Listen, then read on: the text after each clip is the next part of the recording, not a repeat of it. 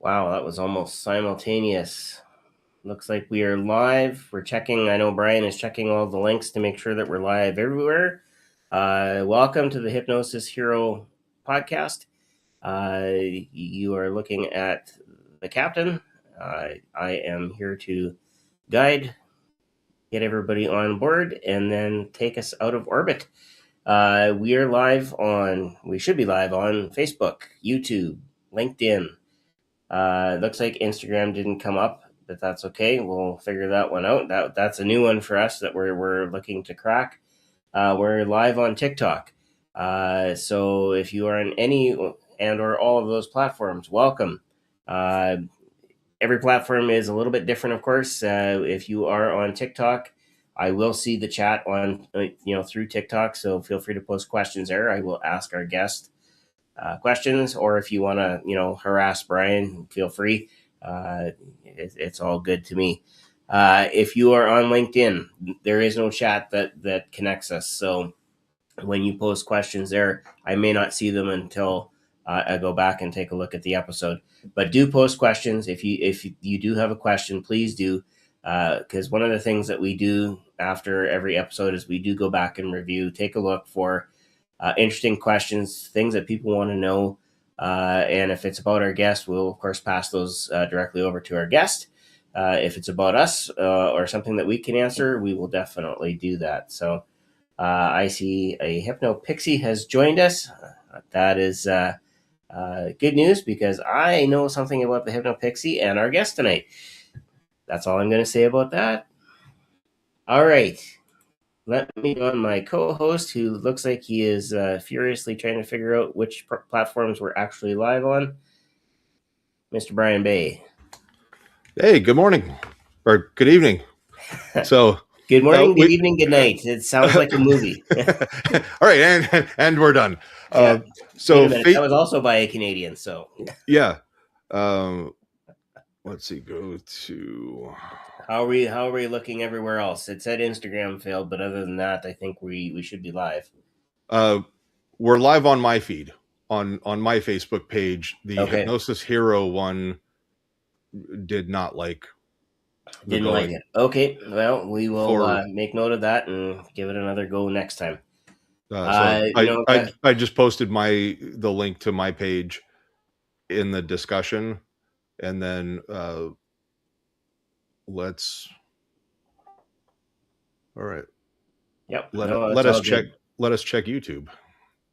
YouTube should be live. I saw no errors from YouTube, and I think I've got an email saying that we're live. So YouTube is actually been one of the more solid platforms, and I forgot to mention it because it's usually the one that is the most solid when it comes to posting all these wonderful live events and streaming live video. The other one that I really want to get into that I think we'll have to take a good serious look at is Discord and building up a Discord server between the two of us on the Hypnosis Hero podcast. I think that's going to be that one would prove to have an interesting clientele. Let's put it that way. Okay. And not bad, just interesting because it is to get into Discord and that area. You're now into the gaming world. Really makes good, solid use of it, and so on and so forth. So, not that the adults can't figure it out, because I figured it out. So, but it is a different world. So, yeah, I mean, we're gonna have the inmates running the asylum, but yeah, we'll get. Let me get our other. Yeah, so. Other than that, everybody looks like they're up and running. I see people on YouTube. I see people on. I haven't seen anybody join Facebook yet, but that's okay. Facebook is one of those that people will pop on as they get notifications. We do have a couple of people here in TikTok land that are watching, and that is always appreciated on TikTok because I know of all the platforms, TikTok is the one that people have what I call short attention span theater. It's very easy and quick to just flip up and swipe up and go on to the next live feed. So anybody who sticks around, it is, of course, like I said, greatly appreciated. All right. What do we know about Brian this week? Brian is doing relatively. Let's see. We're going to look at the live chat. So, all right. I'm watching Facebook, 2 YouTubes, and our broadcasting platform. So, many hands making light work tonight. The sun decided to come out today. Then yesterday, or not yesterday, Sunday, the Seahawks got redemption over the New England Patriots. Not the game that we wanted to see. We would hope for a shutout, blowout type thing, but getting redemption, winning a Super Bowl against New England, and then to just add the cherry on top, we did it in San Francisco Stadium, and then we celebrated in their locker room in their house. F yeah. One of the, and this has happened a few times for the Saskatchewan Roughriders in the CFL. We won our second and third Grey Cups, both of them in Toronto. One of them against Winnipeg, which is a team that kind of flip-flopped back and forth between the East and the West Division. Because we have fewer teams, but it's especially nice when you go East, you beat the East, and then you can celebrate in their stadium. Just recently, of course, the Riders also won the Grey Cup, so both of us come from winning areas, which is not a bad thing. We had a good week this week. What's that? I said we had a good week this week. Yeah, it was a good week. Last week, of course, we were still traveling and getting what I'll say semi-recovered from the Performing Hypnosis Summit. Of course, last week we had Kevin Lapine on, who was awarded the Jim Kellner Award. And so big shout out and congratulations to Kevin. I know that there have been a number of media articles that have been released around that.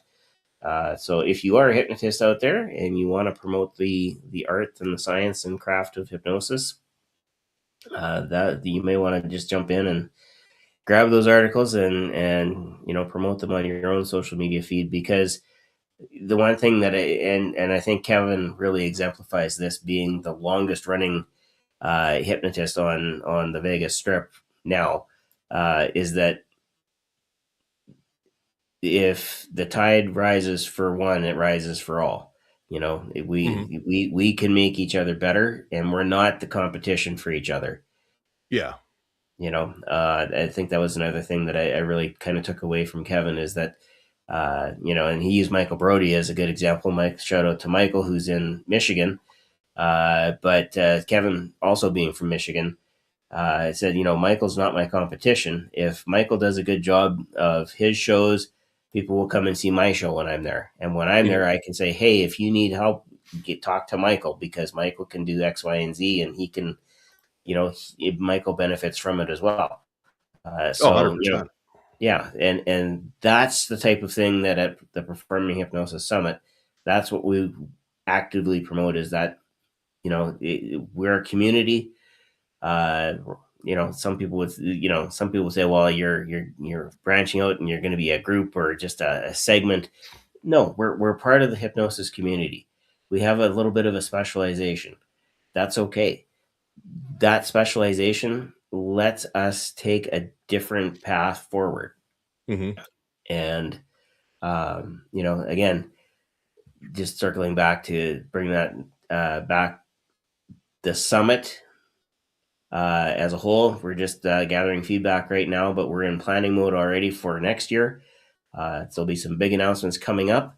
So yes, again, stay tuned to social media, because once they drop, you're going to want to make sure that you're ready to go. And I know we're going to be asking for presenter applications in the next month. So start thinking about it. If you're out there and you're thinking, hey, you know, I've never presented before, or hey, I've got this thing that I'm doing that I think everybody else needs to know. You're the type Well, of people that we want. we're going to be asking for presenters in probably the next couple of days. Um, I think it's just a matter of getting the website updated, and I think some of the back end uh, logistics on how the stuff gets directed and everything when things come in. Uh, but yes, we do have dates that have been secured. That we can't say. Yeah. Nope. Throw you away. I'm just saying we have them secured. An announcement will be made, and that's being done deliberately. But I'm excited, and uh, I think before we jump into anything, I wanted to give a kind of a shout out to Catherine Hickland. Tomorrow is her birthday, Oh, I so thought it was today. I believe it's tomorrow. Okay. So February 11th, none of our business on the year, but she was just incredibly gracious with her support with the conference and everything. Very, very well respected and loved member of the performing hypnosis family. And so, you know, we're sending you some well wishes and everything, Catherine. We love you, miss you, and definitely can't wait to see you again next year. But Sean, we got a pretty cool guest coming on tonight. We do indeed. I've known of our guest for a while. We've crossed paths on TikTok a few times over the last couple of years, and I've kind of watched how things have progressed with him, and I have to say, it's always nice when I can say, oh yeah, it's somebody from Canada, except he's not quite from Canada. He's close. He is down east though right now, and we're gonna bring him on here. He is an internationally acclaimed clinical hypnotist. He is got over 25 years of experience. That's like longer than I've been a teacher. And more than 10,000 lives have been changed. He's known for his bold, straight talking approach to solving problems that others call impossible. From executives and military personnel to everyday people at their breaking point, his mission is clear. It is to prove that no one is beyond help. And I love that. No one is beyond help. His expertise has earned him top honors in Toronto and Ottawa, and a TEDx talk invitation, and he features on major media outlets including Fox, CBC, and the Huffington Post. He's the creator of the Straight Edge Protocol, helping adults break free from addictions in as little as 3 weeks. And as he puts it, I have a particular set of skills that make me a nightmare for your problems. I hope I was close on that. Welcome to the Hypnosis Hero podcast, Mr. Luke Michael Howard. Luke, welcome. All the screaming fans. Boom shakalaka. Let me talk to you. Aloha. Hey boys, how are you? Was that aloha? Aloha. Yeah, I'm trying to get all my lines today. Yeah. Okay. Like, hello, goodbye, thank you, I love you. It means about 101 different things in Hawaii. Right. So it sounds like you've spent some time there. No, but I've done a lot of study in Huna, the shamanistic art of Hawaii. Some people believe it's called by a different name. There's some controversy behind it, but forget all that. I've learned a lot of Puna stuff, which is really good for shamanistic healing, and I picked up some Hawaiian words here and there that I like to sprinkle in like magic dust. I was going to say, if you start speaking pidgin, I'm going to have to lean on the very, very little bit of knowledge that my late father has imparted on me from his time over there. But you need to be really careful if I start doing weird things like this with my hands and heavy breathing. That means I'm like summoning up different Hawaiian gods to do some serious shits. No, I love it. Bring it. So always. No, that's so yeah. Well, welcome. I hope you're staying warm. You guys both got just absolutely hammered with that winter storm that decided to Yeah. grace us with our presence. And Becca, thank you for joining us this evening, all the way from England. Yeah, our favorite UK representative. There you go. Hello, Becca. Don't tell Grant I said that. Well, she's a representative. Grant is probably more on the ambassador level, but There you go. That's why he's got the nice tie, the power tie. yeah. So now, so Luke, where are you from? From Britain or Australia Well, or New Zealand? my mum would say I'm from heaven. But Okay, fair. But my girlfriend might say I'm from somewhere else. Or the other way around. Originally from London, England, not London, Ontario, the real London, England. And I moved over where the history comes from. Where the history comes from, the real London with a capital L. And I moved over. Get it? I get it. It's okay. You get it. You know what London, Ontario is like. And I moved over to Ottawa, which for people outside of Canada is the capital of Canada. Nobody outside of Canada thinks Ottawa is the capital. We all think, oh, it must be Toronto, because most people have heard of Toronto who are not in Canada. Oh, it must be Vancouver, because a lot of people have heard of Vancouver outside of Canada. Or the third and final choice is Montreal. Montreal must be the capital of Canada. This is what I thought, because I'd never come to Canada before I was 30. Then I learned. Historically, it was at one point. I know, right? But then I learned a place called Ottawa. I was there for like 7 years. They call it the place that fun forgot. And then I moved to Toronto, which is based on London, England, and New York City. And then we got Toronto, which is like an amalgamation of a both. And that's where I'm at now. Well, so you were talking about the capital of Canada. You know, for anybody who's an Oilers fan, Edmonton is where both Jesus and Wayne Gretzky walked, and now Connor McDavid. But there you go. No, it's yeah. I've only been up to Surrey and ventured a little bit into Vancouver, but not like downtown. It was once we got to the part where it was a little too much Seattle with just the needles and rampant drug use. It was like, weather's coming in, we need to go home.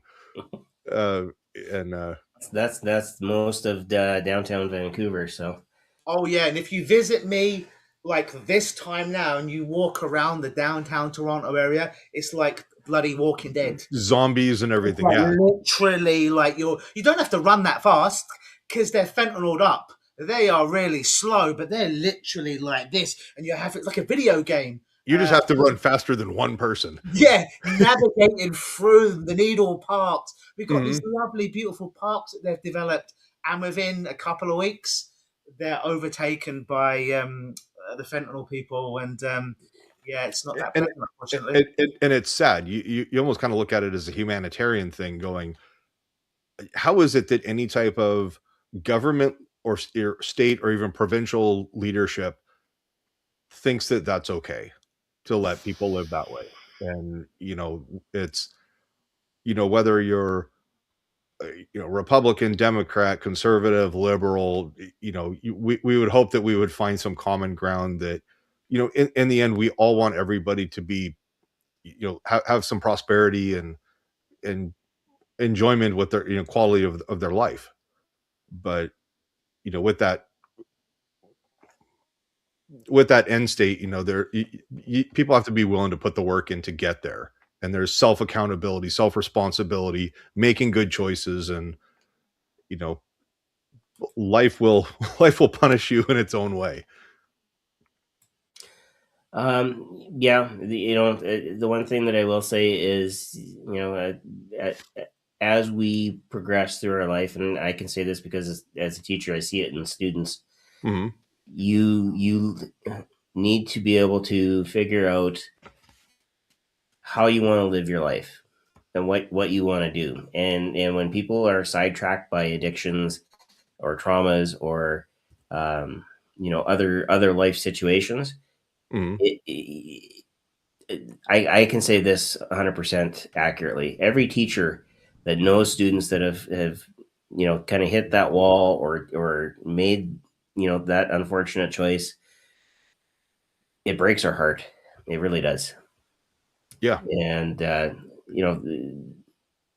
not that we want to dwell on this, but Luke, you've got a protocol that Oh yeah, we talked about, the straight edge. the straight Well, edge.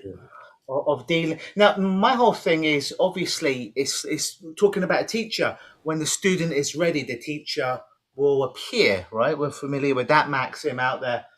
So it's like any change work, whether that be of addiction, and for me, everything is a form of addiction. Whether that's addicted to fentanyl, cocaine, cigarettes, sex, ex toxic partner, social media, video games, food, our own OCD thoughts, our own post traumatic stress disorder, our own complex post traumatic stress disorder. For me, they're all forms of addiction, but not all addictions are created the same. So, like when I work with anyone, someone has to be willing to kind of basically knock on the door or hold up their hand and be like, I don't know how you're going to help me, Luke. Mhm. HypnoPunk, help myself, but I need some help and I'm ready to do whatever it takes as long as it's not fattening Mhm. uh, to do the work. And that's all I need. When I work with someone, I don't care how smart they are or how dumb they are, they've just got to be coachable.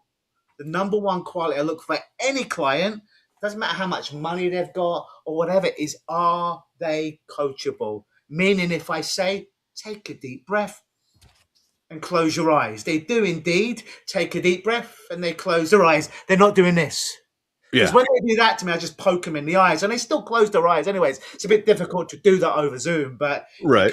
but people have to be coachable. So yeah, it's the number one skill. But when someone's coachable, I don't care if it's heroin, I don't care if it's crystal meth, I don't care if it's food, whatever the issue is. If Mhm. they are coachable, they're like, I don't know how this is going to work, Luke, but I'm ready to do whatever it takes, as long as it's safe, ethical, non-fattening. Then we're off to the races at that point. So yeah, when I first got involved in Changeworks 26, 27 years ago, everyone said, deal with this. The money's to be made with the cigarette smokers. In Mhm. fact, there was this team of people called the practice builders, and they would take you from zero to hero in 4 days. It cost £5,000. So that's about 10,000 US dollars. So Oh wow. Yeah, with the exchange rate. inflation machine over the last 26 years. That's probably what, nearly 15 grand, I'm guessing, or more. But Right. you'd have no skills in hypnosis. You get 2 days of training, scriptnosis, and you'd Right. get 2 days of marketing training. Internet wasn't so big in 2000 in the England. So Mhm. a lot of the marketing was take half page ads in local 3 newspapers, which looked like an advertorial, and people were killing it. But it oversubscribed the community in such a short amount of time. We got 400 stop smoking specialist hypnotists within the first Oh, year. you get the local area just oversaturated with, how long have you been doing this? I've been doing this since breakfast. So, I'm going to Yeah, solve your problems. And it's like, no, I'm not saying that you can't. It's just because you can doesn't always mean that you should. Uh, ask me how I know, but it's it's kind of crazy where, in some ways, fake it till you make it. Yeah, fake the confidence, face your fears, get on stage, go, work out your entertainment stuff. But when it comes to, you know, being responsible in a even a slight way on someone's well-being and their safety, make sure you get proper training and, you know, have that ongoing education. for sure.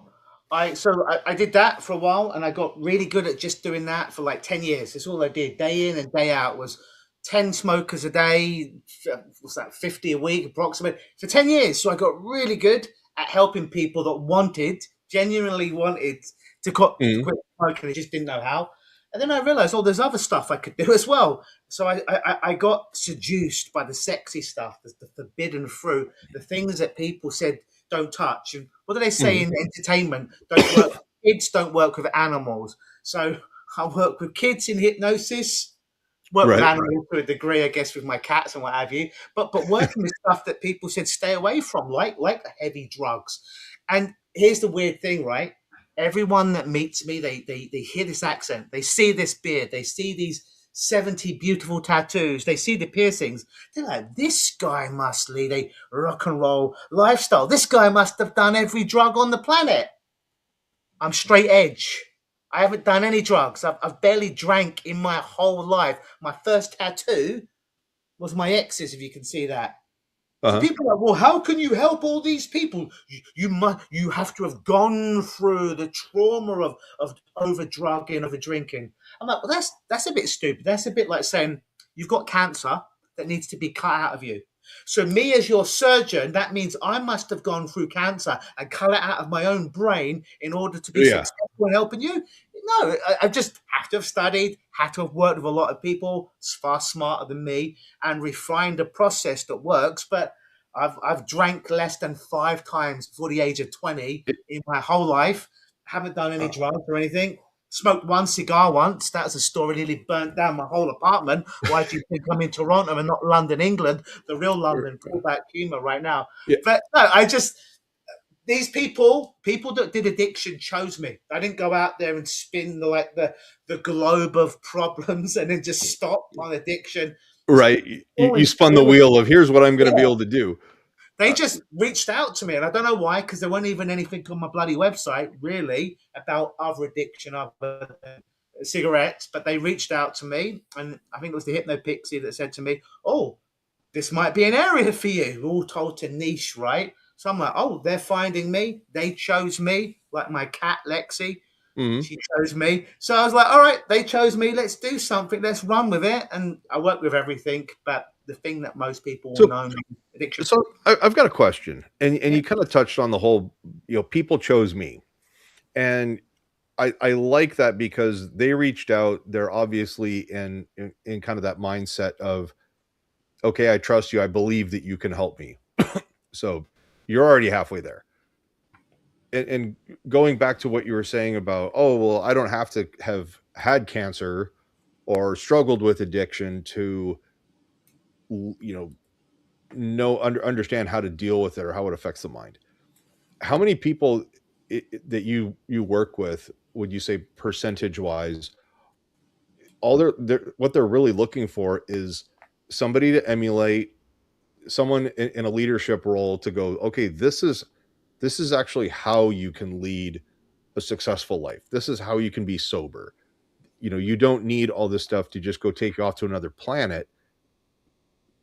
It's just not necessary because they're like, I've never been taught that way. I got hit with this addiction. It got a hold of me and I need that. Help me chart that path, plot that azimuth to get out of it and break free. Yeah. So as an example, without giving away any names, I've got a client at the moment, great guy and a very smart guy.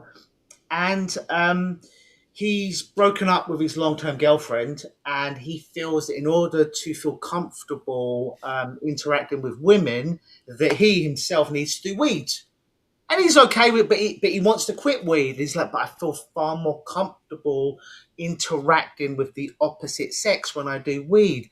I'm like, I've never done drugs in my whole life. I know a bunch of people that haven't done it and were able to get beautiful connections, even when there was nothing else there, when they learn a certain skill to be able to talk to people and make them feel comfortable and connected. And none of that had anything to do with late nights, alcohol, or drugs. It just getting through the sound.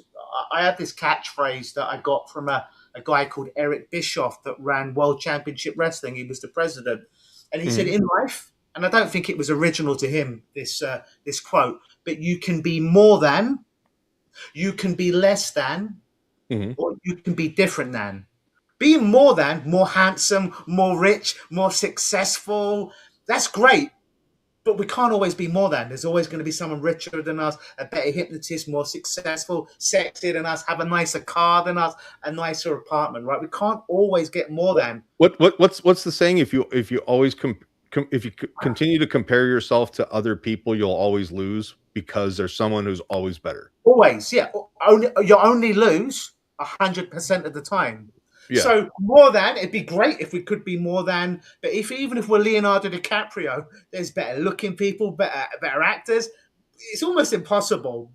We certainly don't want to be less than the worst hypnotist. You're the cheapest hypnotist in town. You're one of the least successful. You have the least amount of money, the least amount of happiness, the smallest home, the least amount of friends. We certainly don't want to be there. But the thing that I chose was I could always be different than. Right? I can't be always more than. I certainly don't want to be less than, but I can be different than.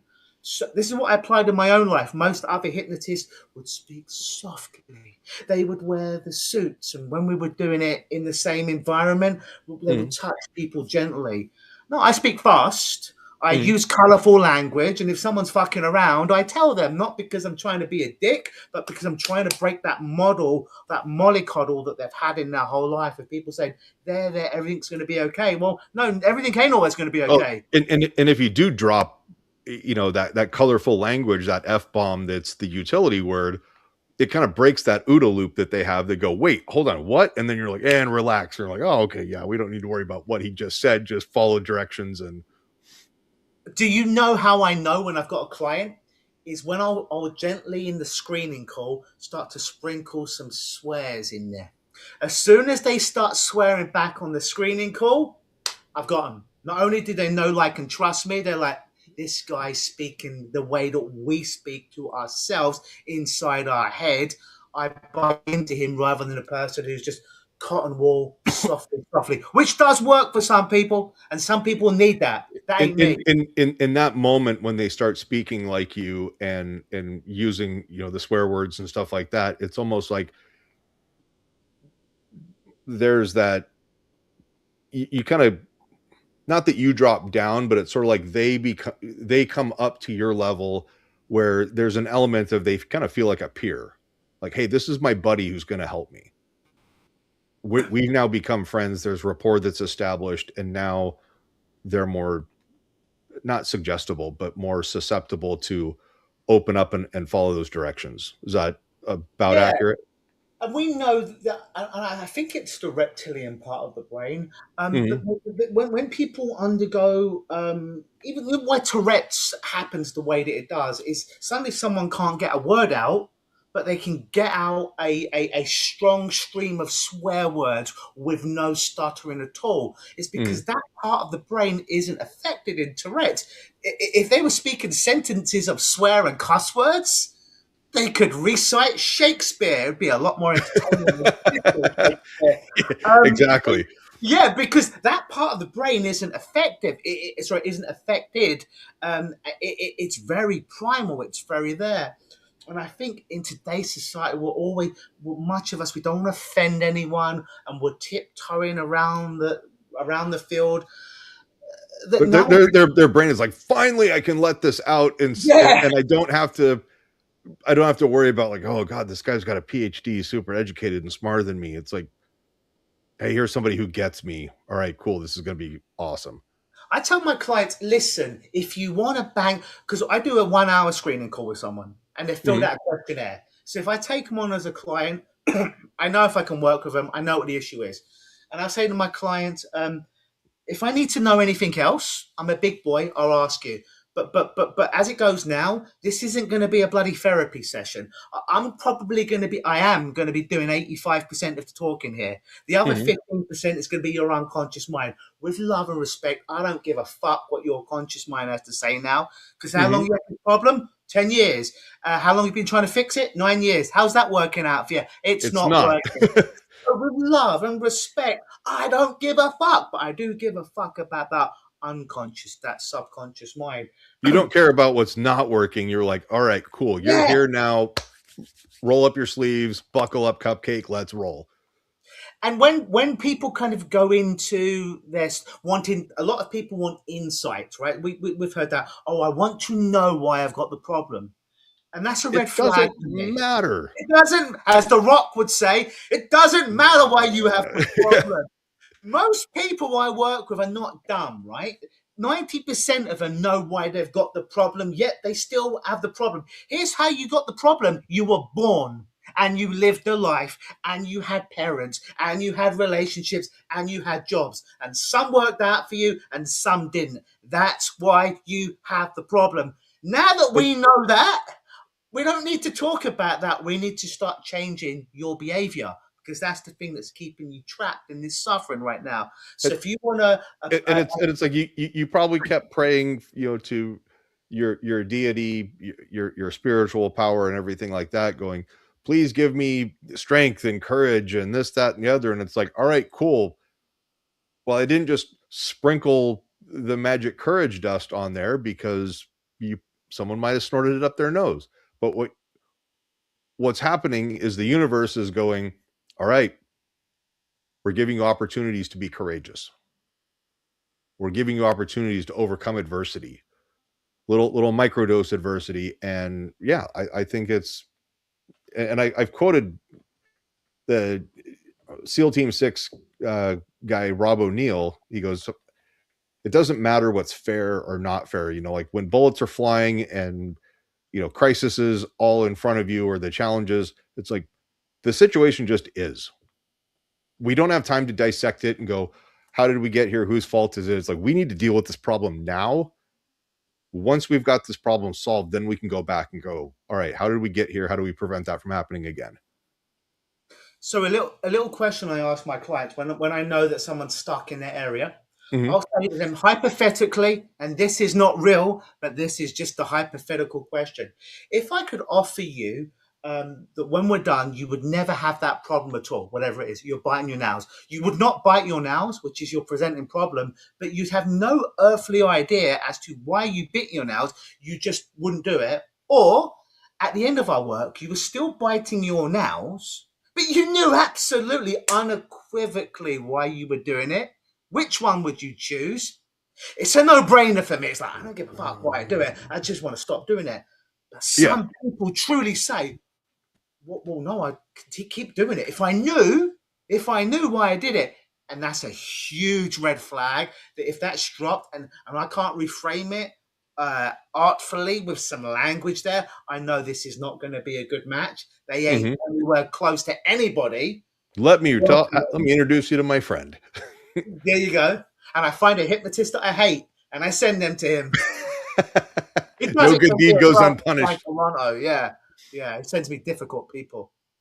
So Becca's got a question. Yeah, She says, do you do stage or just hypnotherapy only? I do them both. Okay. My day job is a hypnotherapist, and my night job is a stage hypnotist, and I do some mentalism as well. So I do them both. Oh, nice. And Yeah, I then I think started. Yeah, sorry. it's super early in the morning. Becca says she might have missed when you were talking about how long you've been doing hypnosis for, but Yeah, hey, it's not a problem. touch base on that. I've been doing this 26 years now. This has been pretty much my only job. Let's say you barely look a day over 35. Oh, thank you. All that Botox, right? I know.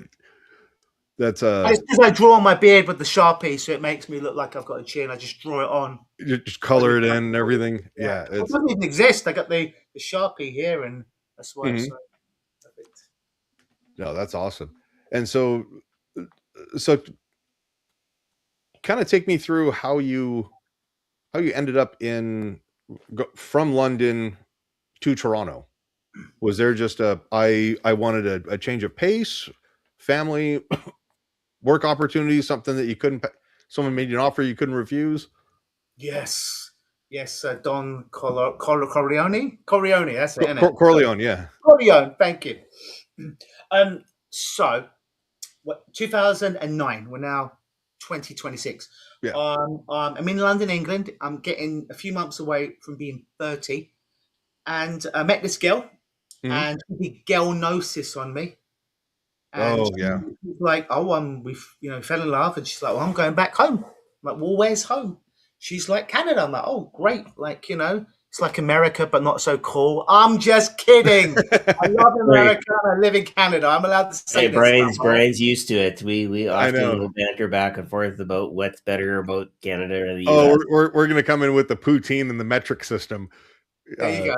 Yes. So you fell in love. Yeah, fell in love, and she's like, well, I'm going back. And I did this joke earlier, so I'll brush past it now. She's like, well, she's like, I live in the capital of Canada.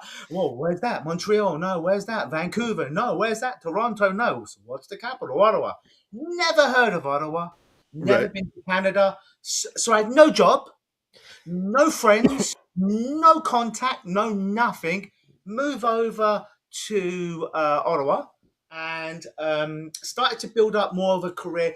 Hypnosis was there, but I was trying to get my first real job in Canada, and there wasn't a lot of hypnosis clinics that were hiring people. It was far easier to get a job as being a personal trainer, which was the only other career that I had that was kind of concurrent with what was going on with hypnosis. So I got a job continuing to do some fitness training, and we were together for about 3 years. We broke up. Mhm. So then I didn't take time to make friendships in that time because much of the friendships were linked to her social circle and her family. So then I had a real dilemma. And this was a real situation where I said, I could go back home and to England, to London, the real London, the cool one, right? Mhm. And I'd feel like a huge, humongous fucking failure. Yeah. And I couldn't do that. Number two, I top myself for Right. American and Canadian events. I killed myself. That was very real. That was a very real thing for me. The third option may have been the scariest option, and that was all of this emotion, all of this stuff, as Rocky Balboa said, is in the basement, that's in there, that I've been suppressing for years to go out there as a hypnotist, to help people change their life, to roll the dice with it and see what happens. So I took all of that pain and I built up the hypnosis business from there. And then I moved from Ottawa to Toronto about 10 years ago. It was a great move to come to Toronto, the big city, and just things got more and more successful. So that's the short version of the story. Girlnosis. Don't trust Canadian girls. No, that's and I guess coming over from London, because Canada is still part of the monarchy, correct? Yeah. So the immigration, if you will, fairly seamless, or was Canada like, why are you here? Yeah, no, it wasn't seamless, but I later found out that I could have done things earlier without boring people. You can get a PR, which is permanent resident, which allows you to have the medical care, dental care, all the good stuff that we want. The only thing I can't do is vote. And, Right. I'm not really a voting guy anyways. I vote none of the above. If I Right. was a citizen, it would cost me about $5,000. Yeah. And the only benefit I'd get over being a permanent resident is I could vote. So yeah, I stayed a permanent resident, but I could have. It cost a little bit of money, but nowhere near $5,000. And I Yeah. realized later on I could have applied for it when I was in England, so I would have got the permanent residence a lot quicker because it took a couple of years of me being in Canada before I got it. Yeah. No, that's But awesome. every time I go from America, we drive over the border. If I got a show in Buffalo or something, I still get called into the office because my passport is British. My girlfriend is Canadian. She's fine, but because I'm British, I have to go in there. It's like, oh, have you got your PR card? And it's this whole You're like, yeah, it's all right here. thing. But here it is. It's okay. I've done this before, and I learned this little hack. If you're ever dealing with border security, whether that be on land or at the airport. Yeah. If you just tell them you're going to see somebody very cool, like oftentimes I'll go to a Comic-Con to see a Hulk Hogan or a John Cena, and it's real. Like, what? So, how long are you in Chicago for? Only 2 days. What's your purpose for coming? I'm meeting John Cena. You can't see me. What? I'm meeting John Cena. Yeah, we know John. You're meeting John Cena, and they all of a sudden they're like, we're fanboys. Yeah, they went from being so serious, stoic, real asses to being like. To melt into being like that child, like in them, like, and they're trying to like you get to go do that. Yeah. It's the same thing, as a hypnotist. it's like, oh, you're a hypnotist, and right away it's like they totally forget what the next question is they were going to ask. You know, staring to the camera, click, okay, goodbye, get out of here, and These welcome are to not the the United drugs you're States. looking for. Yeah, the best thing is to get the border security when you're driving through to come out from the glass with their guns and hypnotizing them. That's quite cool. And that's how Brian started the international incident between. You're a hypnotist? Oh, does it work? Can you do it? Yeah. Can you like step out? Because yeah, I don't know if I would be lynched by all the cars behind me that are waiting in line. Here's what I do. I'm like, could you just like radio to all of your colleagues that may be watching this or in another room that nothing, well, it is a bit weird, but you're consenting to this. Nothing untoward is happening. It's just a little bit of fun. So they don't taser me or shoot me, please. So quick side quest here. We're at the Performing Hypnosis Summit. So Becky's with us. Now, Becky is like 3.5 feet tall. We would go to dinner. How many people? We've got 4.5 people. And so we're in kind of the sports bar that's closed, but we're just sitting in the area and we're just kind of chit-chatting. It's late at night. And somebody asked Grant to do demonstrate. I think Becky or somebody had a question about an induction. And Grant goes, oh, you do this and the arm up and here, look, and touch on the head, and lays her down on the floor. I turned around and it was like 3 security people from the hotel materialized going, is she okay? Is she having a medical emergency? And I'm like, nope. He's just doing a hypnosis induction demonstration thing. Like, and then they're like, how old is she? I'm like, she is very much above the age of 21. And so, we're in trouble, Sean. No, you're in trouble, Brian. But we collectively don't include me in this. I know how tall Becky is. Oh, so somehow now Sean wants to secede from the union. I get it. No. You see, and this is then now this is where we get the history lesson. Is that there weren't 13 colonies, there were 16 colonies. No 51st state for you. Some of us chose to stay, and because we knew that at some point we would need to be the intermediary between England and the United States. There needed to be a buffer, right?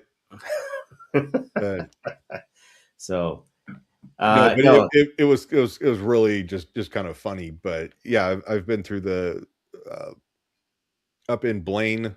We've got the Peace Arch crossing, which is kind of a sight to see in of itself.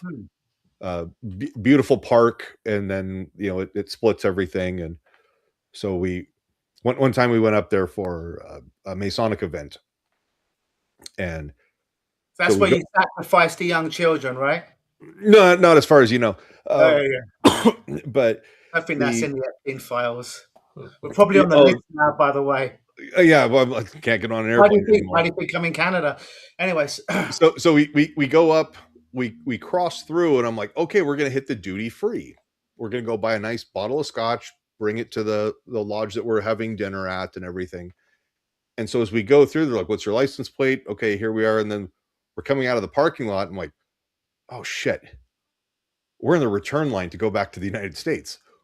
So we got to go back to the States or go through their line and go, we just went through Canada like 20 minutes ago and we need to turn around because we went to the wrong duty free. We pulled into the wrong parking lot.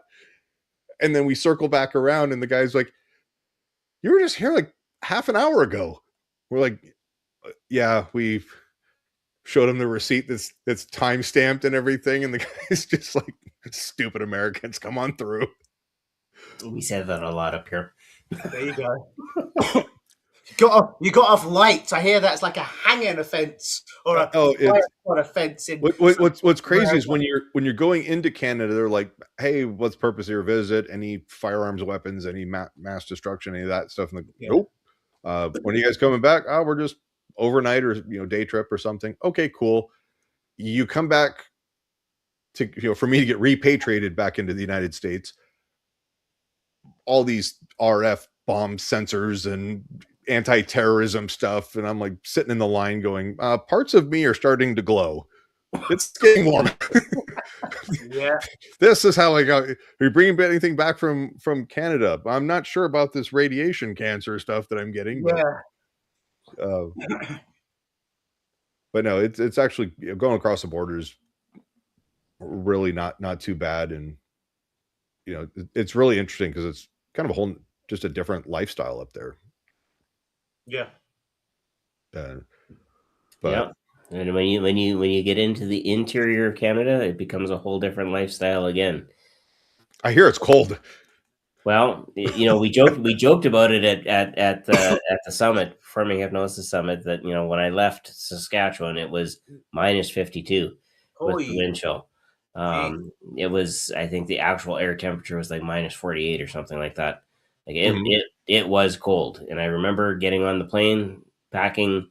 I packed my jacket into the big suitcase and sent it away, thinking, okay, if I have to get stopped in Calgary, it is going to be too cold. I'm going to have to, Uber it over to some place where I can get a nice warm jacket, because it probably won't get my luggage back. So, yeah, God, that I don't know, it's like Chat GPT. This thing, I'll pay no attention to Scott.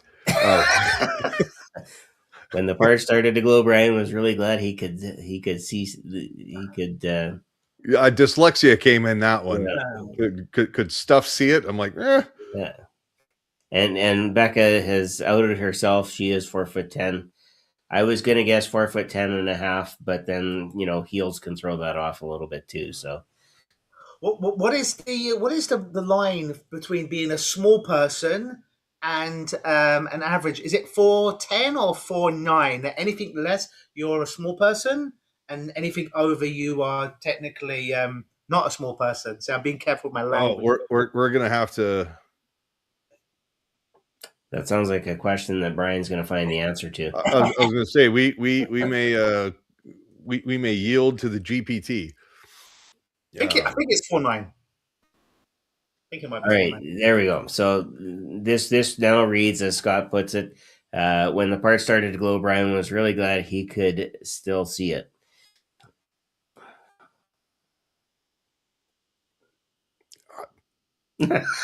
And now he gets it. No. Yeah, there's a light bulb. Jesus is telling me, Brian, this is what I would do.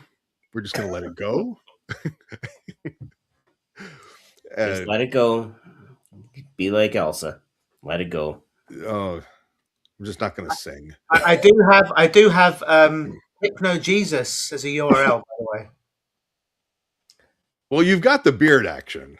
Well, if I put the hair down and it's Christmas, I'm doing one of my fasting things where I don't eat for 30 days. I can have that whole gimmick going on, That's why I got HypnoJesus. Halloween, you could just walk around in sandals and in a robe and just be like, bless my child. If I was religious, my ultimate job would be going to the Bible Belt and being just one of those religious preachers with the healing hand, and the demons come out. I'd love that. That's kind of one of the jokes that I make when it's like, oh, we've got, whatever it is that I'm like, like religions have been started this way. Oh yeah, with far less.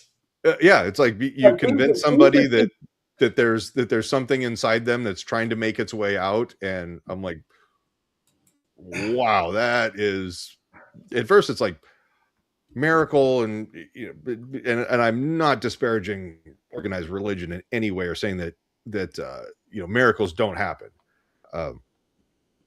because I've seen some pretty astonishing, amazing stuff, but it's kind of like the business side of some forms of Christianity kind of makes sense.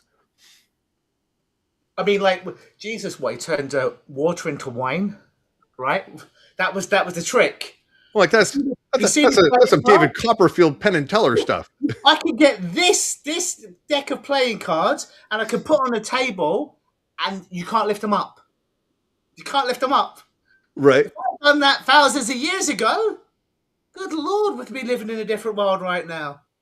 These are now Thor's deck of cards. You can't lift them up. These are like, you can't lift these bad boys up when they're positioned in a certain way. Yeah. No, that's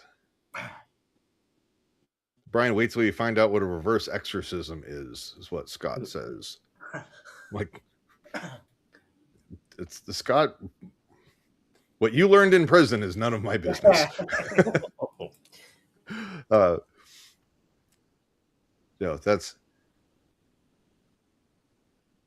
Wait, reverse exorcism. Sounds like my first marriage. Now he's gone tilt, Scott. It means I gotta work on the interview myself now. I'm like, it's only the hamster's falling off the wheel, folks. The is you get your thoughts, and sometimes I teach my clients is if you've got like that anxiety force, that voice, or that judgmental, critical voice inside, you think of the person you hate most in the world. You might not have ever met them. It might even be a political figure, and you just give it to them. You just send that energy to that particular person, so that voice is now haunting that person. Is that that's like a reverse exorcism, right? You're taking something out of you, and you're putting it in someone you don't like. I would think that the reverse exorcism would be someone trying to put something in you, and I'm like a demon. Yeah, I'm like, Scott, I'm not Catholic and you're not a priest. On the internet. We do have a question from TikTok. Yes. What is the most amazing transformation, Luke, that you've worked with? Oh man, there's been so many. This is a fun one. All right, I love this story. There was this little boy that was coming to see me, and this was about 10 years ago. Basically, oh God, if I want to get it right, I think he was about 7 or 8, and he'd been circumcised or half circumcised, and he'd about a year prior to seeing me. Half? I'm going to get there. So, child circumcision. Generally don't let people be in the same room when someone else is being hypnotized because it might interfere with the trance. I'm like to his mum, oh yeah, you're going to stay in a room and you're going to sit in the back. Just to, because I don't want, this is an interesting subject with a young person. So yeah.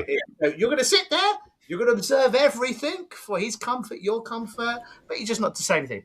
Anyways, so the boy claimed that he was in physical pain, so much physical pain, in fact, that he could. A year after the circumcision had happened, doctors had seen him, doctors had inspected him. He's fine. There's no damage. He's fine. But he said he's in so much pain he can't go to school. He'd been off school for 10 weeks, right, 2.5 months. So I said to his mums, but the doctors have checked him out. Like, yes, there's nothing wrong with him. Like, not physically, he's all right. We're taking him to a psychologist. They don't know what to do. I need him to go back to school. He's tearing my hair out. So I'm like, a psychosomatic, right? In my head, he's been checked out by the doctors. They don't know what to do. There's nothing physically wrong. Whether he's physically or psychologically feeling pain, mental, emotional, we're not sure yet. So we do the first session, and I remember something from Milton Erickson, where if he was working with young people that were peeing the bed, he would often have metaphors that would seemingly be completely unrelated. Like if a boy, I think it's in maybe My Voice Will Go With You, one of the case studies of a young boy that was peeing the bed. There was nothing physiologically wrong with him. But all Milton Erickson did was he knew the boy loved baseball. So he constructed metaphors about the baseball glove and the tightness of holding it and capturing the ball and just feeling as you could relax your grip and tighten it. And he built up these metaphors all from the boy's model of the world. Didn't do any formal sleep hypnosis with him. A week later, the boy didn't have the problem anymore. So I knew this boy liked Power Rangers. In fact, no, he liked Marvel. Right? So it's about time just before Endgame came out. So I did some work from the first session, and not a lot happened, to be honest. Like, not a lot got better. He came into the second session, and I only work with people, honestly, for a maximum of 3 sessions. Unless it's an ongoing coaching thing where if they've got a huge amount of weight to lose, they're not going to lose 100 pounds in 3 sessions. We need his Right. coaching. But pretty much everything else, within 3, they're done. Second session, he comes in, not a lot had moved, but I saw he was looking at my ring. And I don't know if you remember Infinity Wars, but Thanos, the main villain, in the Marvel movies, he had a glove, a gauntlet, and this gauntlet had different stones on it. Oh, they're from crystals. Yeah, I remember that. Yeah, and each crystal, each stone represented a different power. One was creating a time, one was for spirits. But I had this on a ring that I bought off eBay because I'm a nerd for $1. Mm-hmm. And I saw the boy looking at my ring from across, across the the office. And I said, "Oh, you're looking at this ring, aren't you?" It's like, "Yeah, is that the infinity, not gauntlet, the infinity ring?" I'm like, "Yeah, would you like?" Oh, he couldn't walk at this point. He was in a wheelchair because he refused to walk. So we wow. on a chair. I said, "Yeah, would you like to touch it, the ring?" He's like, "Yeah." I'm like, "Oh, you got to do is stand up and walk." And I knew there was nothing wrong with him, right? Mm-hmm. He just had chosen to do this. He's like, "What?" I'm like, "Yeah, if you could stand up and walk to me, you can wear it for today's session." Strong like Thanos. Yeah. Like I'm literally making this up, improvisation on the spot. 10 minutes later, he had walked for like 3 months. He'd walked. He had the ring on. Mm-hmm. And I tell you what, Mm-hmm. You keep that ring. yeah, we're almost out of time now. So maybe I should take that ring back. But I have an idea. If I were to allow you to put that ring, and you realize that with that ring comes great power, comes great responsibility, right? If you put that ring on and you leave the office, you know that makes you a superhero. And that means you will walk everywhere and you will let that pain go and you'll go back to school and you enjoy it. And if you don't do any of that, your mum will call me and I will take that ring off of you. But as long Mm-hmm. as you do all of those things, you can have custody of that ring until I next see you. So, see him a couple of weeks later, he's back at school. He's fully walking. He's having no more problem down below. I let him keep the ring and I bought 10 more of the same rings that cost me $1 on eBay. But no one else could help him. The surgeons, the psychologists, because they were not willing to go where he was at and notice what he was reacting to. I don't care what people say. I care about what people do, and I care how people react. And when I caught that moment of him reacting to a ring, I didn't honestly know at that point he was a big Thanos fan, but I saw him reacting to it, craft the story, link it as a solution to empower him, give him the challenge, a bit like the hero's journey. You've just got to cross the chasm. Then you've got buy-in and action. Yep. And I think overall, the media that we have is really underutilized as that hook and anchor that can, pull people in and motivate them to action or motivate them to change or change the behavior, because everybody wants to be like their favorite star. Everybody wants to, oh my gosh, there's Michael Knight and he's got this cool car. Well, who doesn't want to have a cool greatest car of all time, Kit? Right. Yeah. I think you might have a little bit of a problem saying Jan Michael Vincent and Airwolf. I'd prefer the helicopter myself, but helicopter by far, yes, absolutely, 1,000 times. I've got a Jan Michael Vincent story for you later on, but it is quite colourful. If you want to hear it, I will send it. Yeah, let's go. Let's go. Yeah, no, but Star Wars, the Marvel universe, the DC universe, Harry Potter, like, you name it. There are 1,000 stories that are out there that could be capitalized on if, like you said, we're willing to listen to what our listen with our eyes, listen to what they're doing, how they're saying it, and then matching right back up. And we talked about that actually a couple times already. We've come around to that point of, if you can speak their language, you have a connection and you can help. Mm-hmm. and every movie, every book, well, it can't be everything all the time. When anyone says every, right, as a definitive, we know it can't be everything. But pretty much almost every movie that you see, it comes from the hero's journey. Yeah. Joseph Campbell's work, whether it's a romantic movie like A Pretty Woman, whether it's Star Wars, whether it's The Matrix. Most of them will have that monolith of the hero's journey running through it, and he developed it not necessarily for movies but for philosophical introspection of what we go through. So having building sessions around the natural hero's journey, which, if memory serves me right, has 12 steps, is very powerful. And growing up and grown up much on my own, much in my own imagination, I loved movies. I loved TV, American movies, American TV, and just building worlds with this. And I'm going somewhere with this. It was 25 years ago. I'm walking around Universal Studios in LA, and the girl that I was seeing at the time, we'd broken up or some shenanigans had happened. So it was the first time I'd ever gone to America. I'm like 20 at this stage. I'm walking around Universal Studios on my own as a punk kid. I'm like, how can I have fun on my own?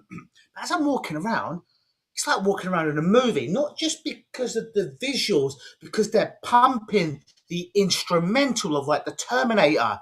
And I'm like, oh, I know I'm not in the Terminator, but I see the Terminator. And I'm just walking around with some candy floss and a Diet Coke, and I'm hearing the Terminator, right? I'm like, no, I feel I'm in LA. I feel like I'm in a movie. Fast forward 20 years later, and I don't do this anymore, and maybe I should. I used to ask my clients on the intake forms, what's one of your favorite songs that inspires you? And then at the end, at the crescendo, just before I pull them out of trance at the end, I would use that song. It would be queued up on my phone as a trigger. And it sounds very cheesy, but the bloody power of their own song at that peak nearly made everyone cry, but tears of joy just by he remembered it. And I know that song, and all of it's come together, and it inspires me. And they got this moment, very powerful moment that made it an experience. And I think we're in the business of giving people experiences, whether it be virtually or in person. It's about giving someone an experience. You can talk someone into stuff, right? But sometimes words go in one ear, out the other, right? But if you can give someone an immersive experience, it just gets into every cell of their body and is transformative. Well, it kind of makes sense. Like, Major League Baseball, they have the walk-up songs for, the batters, or, the hype music before a hockey game or NFL football, those types of things. It's like that it kind of opens up and it builds, and then the announcer comes in, and you've got the heavy music that hits with all the bass, and everything just sounds full, and it echoes in the arena, the crowd going nuts. There's that social cue of, all right, clap, scream, yell, just applaud, make noise. And then that kind of gets the players hyped up as well. Well, you look at the range of music that is out there. Somebody that is my age, you could pick any number of a dozen songs from the 80s, and right away it's like I'm back in high school or middle school. Same thing with movies. How many iconic themes do we have? Star Wars, Indiana Jones, Star Trek, Jaws, anything by John Williams or John Dykstra or any of those guys that have been attached to any movie. And we referenced him before, what if it was the theme to The Godfather? Yeah, a very different theme, right?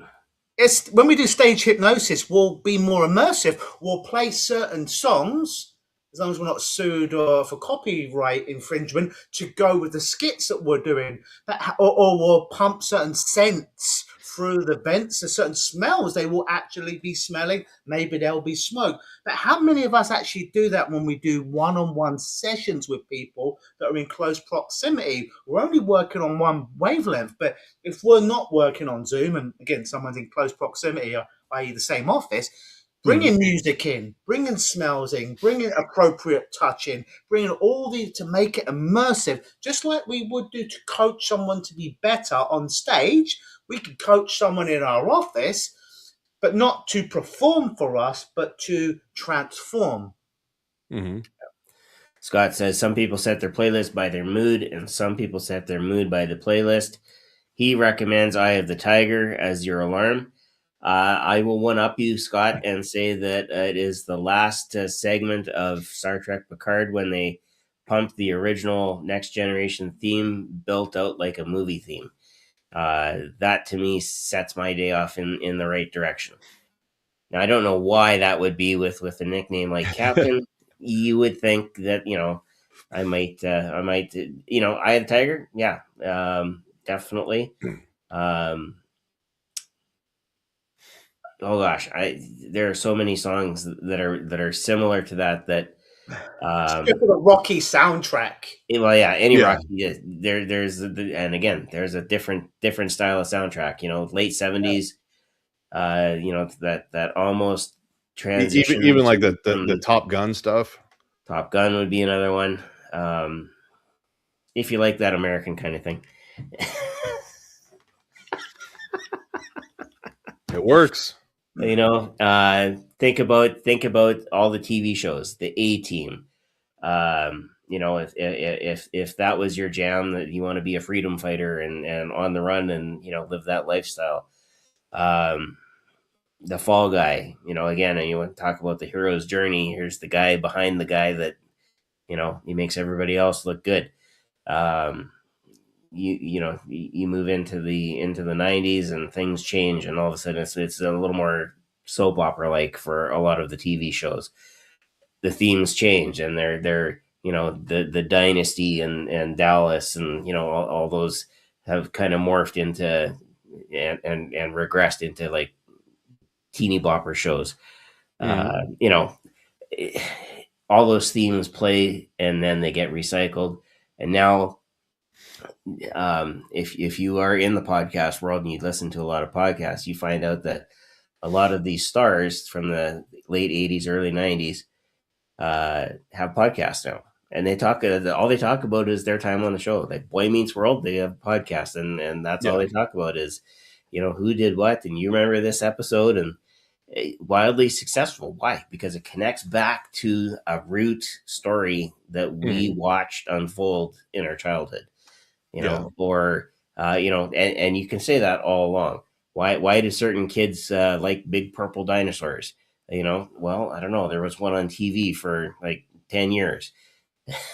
Why did everybody like Mr. Rogers? Well, he was on TV for a long time, and he was very effective at what he did. He didn't pull any punches, but he was always nice about it, because he was Mr. Rogers. There was a neighborhood. Sesame Street, same thing, No, that and that was kind of the thing. Like I even remember Mr. Rogers as a kid and how he would be like, it was like, won't you be my neighbor? Won't you be my friend? It was always appropriate and things like that. And it was like, the message was like, I want you to be happy. I want you to be successful, do great things and whatnot. But yeah, it is a way to kind of reconnect back to the youth. And so I'm familiar with Mr. Rogers through, like growing up in England, but we didn't get the shows. It's before the internet and stuff. But I know there's been movies. I think Tom Hanks played him in a movie. Someone were him. But in England, it was a bit different. Grant will probably remember this. There was this guy, called Grant. There's called Frank Sidebottom. And all I can say is think Pee Wee Herman, but with a paper mache head, who was a punk. So I've been watching Saturday morning TV. We didn't know who Pee Wee was. This guy like Pee Wee would come on with a paper mache oversized head, just like running havoc. And he had a little puppet called Little Frank, which was a paper, 2D, with another paper mache head. And he had a puppet of another smaller one. And it was just complete anarchy for kids to watch. They'd be taking pratfalls. It was like the train had got off the tracks, but whenever you saw Frank Sidebottom, you know, shit was about to go down. It was great fun. Yeah, I remember stuff from a kid, Paddington Bear Oh yeah. I used to have with the raincoat and the yellow hat. Yep. When you think back and you look at those stories, and on TikTok, I was reminded that we missed a major movie franchise, Jurassic Park. There you go. Yeah. Now, Luke, you can appreciate this. Most kids in my era watched cartoons with Mickey Mouse and Minnie Mouse, but I was fortunate enough to be introduced to Danger Mouse and Penfold. Fun, yeah. David Jason is one of our national treasures back in England with the voice of Danger Mouse. But yeah, early 80s, I remember that. Yeah. Yeah. Danger Mouse. We have we actually bought the collection for our boys. Okay. A great many years ago, and they wore the DVDs out, so they absolutely loved Danger. And again, it was different, right? When like Brian said, our diet was, you know, Mighty Mouse, Mickey Mouse, Donald Duck, Bugs Bunny, and the Roadrunner, and you know, that was kind of the main staple until the early '80s, when all of a sudden you got into like G.I. Transformers, Smurfs, and you know, those major franchises. The Chuck Jones, Tex Avery, Mont Blanc, you know, that type of stuff was, you know, it's all the Looney Tunes things. Yep. Thundercats. Jen is saying Thundercats. How could I forget the Thundercats? Sorry, Jen. And they've made a new He-Man movie. So when Skeletor dies at the end of He-Man in 1987, and he says, "I'll be back," he was telling the truth. We've got 40-something years later. Leto as Skeletor. It looks fun. Yeah, He-Man. Looking forward to that. But I did see the previews for it. I was like, all right, it's a lot of CGI, but it's done well. They're you know what, the movie that they did in the '80s could have used a little more CGI, I think. But they did a good job with what they had. What I like about it is that here's a movie or a cartoon franchise that a lot of kids grew up with, you know, again, and it spun off She-Ra, and you know, because you couldn't forget the girls. Jen saying, "Oh my God, there's a new He-Man movie." Yes, Jen, I think it's been out already. But Jen also said, "Yeah, She-Ra," and you know, if it's not out yet, it just got released. Yeah, it's not out yet. They just released a trailer. I think it's coming out in June. Coming out in June. Okay, there we go. Yeah, it's gonna be fun. So you have this franchise that looks like it's done its thing. It sold the toys that it needed to sell, and it died, right? And then all of a sudden, it's a movie, and it kind of brings you back to your childhood a little bit. And now, like you said, there's a new movie coming out. We rode the wave. All the kids got to about 12, 13, and then went, we like girls now.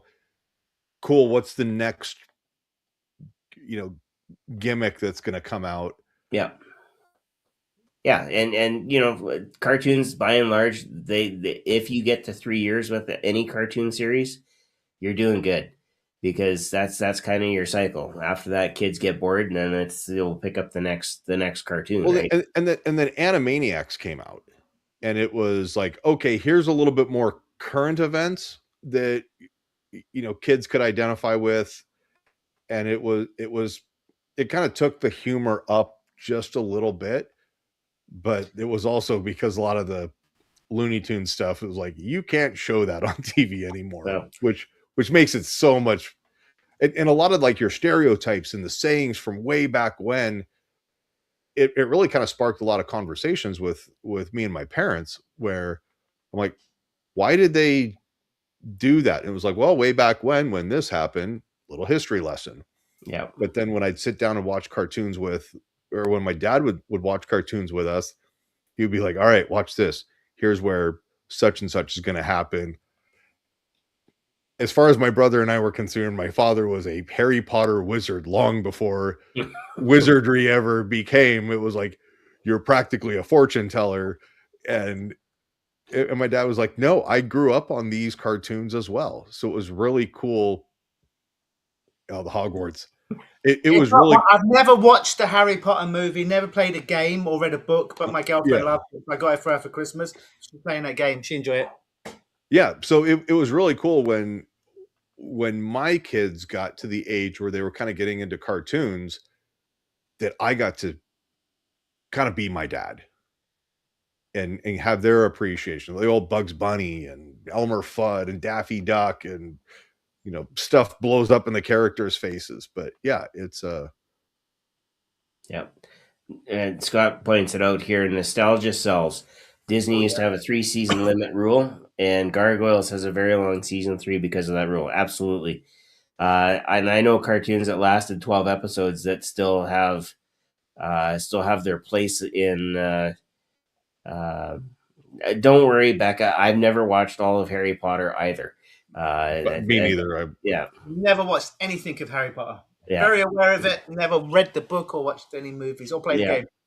I was more of a Lord of the Rings kind of a guy, or the Hobbit, and if they would have made a couple of other books into series, I think I probably would have been watching those as well. Jen also points out that the exception to the rule, of course, is The Simpsons, and now they have a longer lifespan if it's a more adult version of a cartoon like American Dad or those types of shows.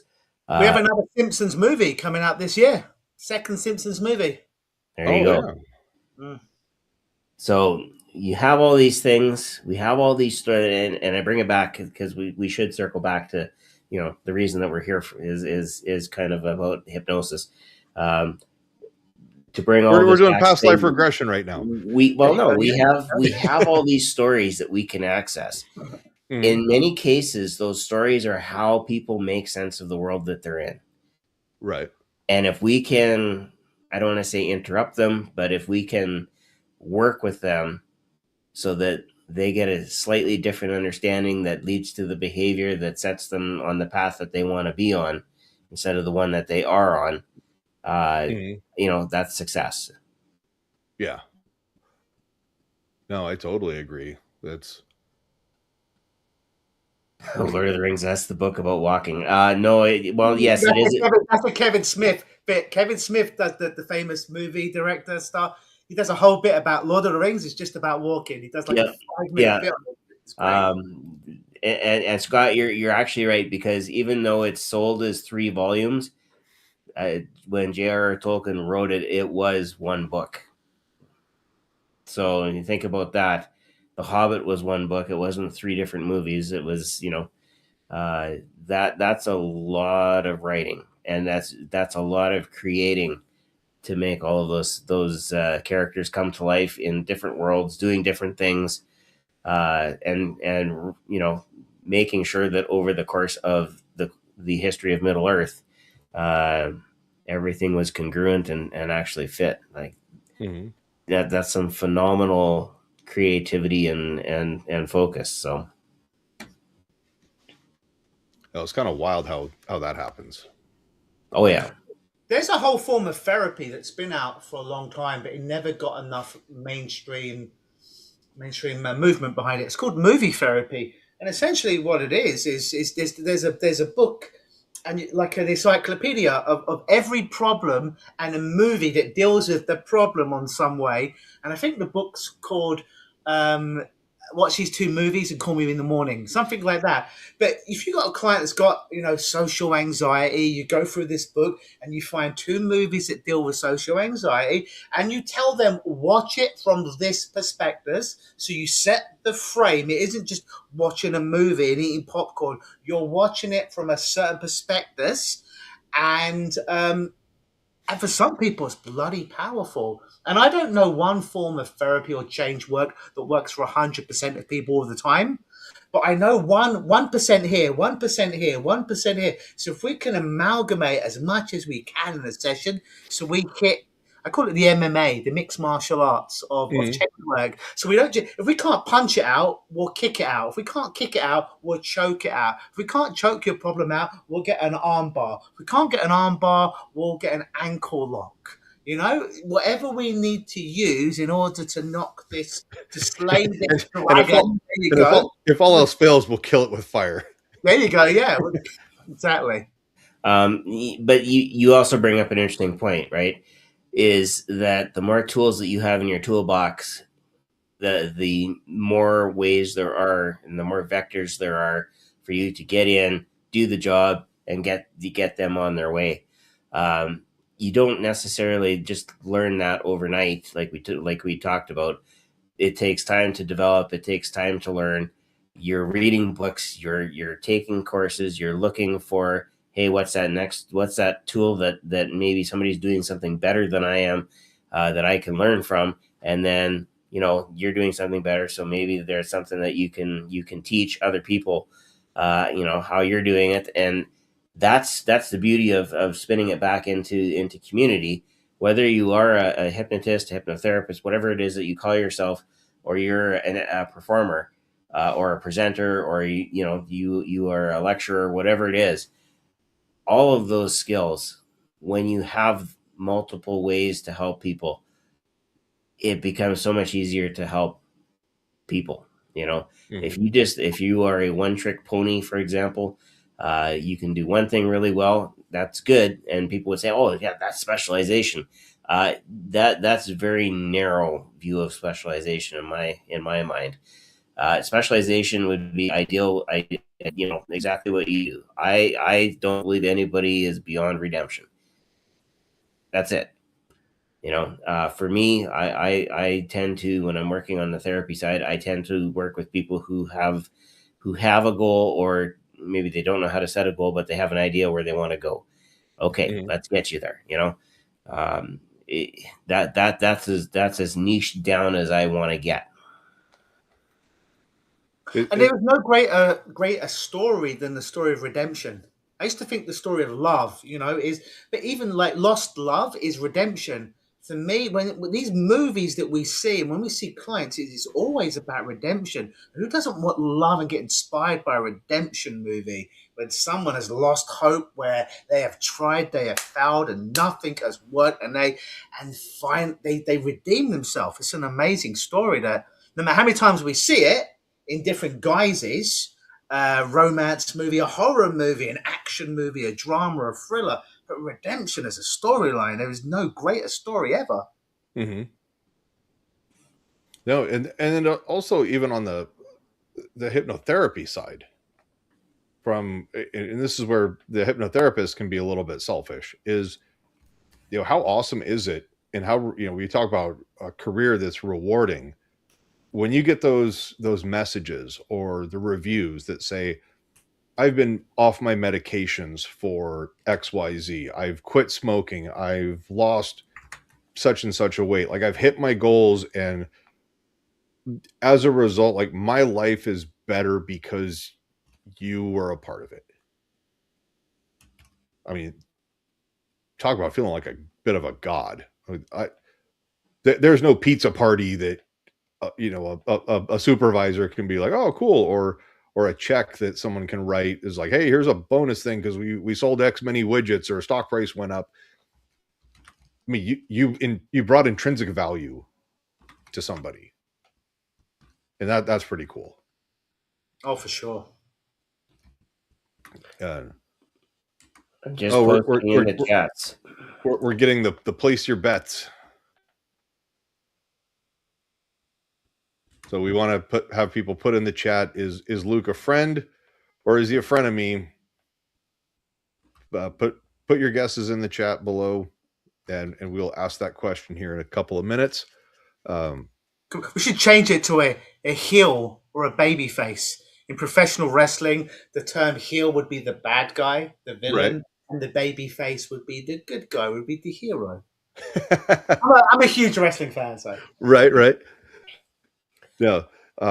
That's a whole nother, again, the WWF, when it was still the WWF, that was a whole nother genre of mm-hmm. And storylines, I should say, that you could kind of get behind. Hulk Hogan, Ultimate Warrior, and yeah, Macho Man Randy Savage. Yeah, let me see if I can do this still. Yeah. Ooh, yeah. There you go. yeah. Now you're starting to sound like the Ultimate Kool-Aid man. Warrior tattoo, right? He's my favorite wrestler growing up. So that was Yeah. the Ultimate Warrior's tattoo. Right Yeah, there. I was he was one of my favorites. Um, Completely roided out. Oh yeah, like guy was out of his they mind. all were. But There's no as a question. 10-year-old kid, that we weren't really into Marvel back in 89, 90. It wasn't such a big thing in England. But this muscled up dude with the face paint, the long hair, the tassels, the shaking, the ropes, the Mhm. neon tights that would squash people in a minute by Yeah. pressing them above his head. Like Mhm. this was like one of my first. He was my second superhero after Mr. T. You, Mr. you T had was my first superhero. you had Andre the Giant and the Yeah. Undertaker. Oh, it was awesome. Yeah. And but Mhm. no, so Yeah, we you have said a you said you were going, but you were going through customs and they asked you your visit and you're like, I'm going to go see John Cena. Like Yeah. you went to just go watch him wrestle, or you actually went to go meet him and do some So sort of personal interaction. yeah, so John Cena, he had a big retirement tour last year, and Yeah. they messed it up. But I think he has legitimately retired. Yeah. Um, but anyways, and he's a movie star. He's in legit movie, legit actual. He's in a thing called The Peacemaker on a DC character. He's a legit actor right now. So Mhm. he's not one of my favorite wrestlers, but on the Mount Rushmore of biggest stars of all time, he's right up there.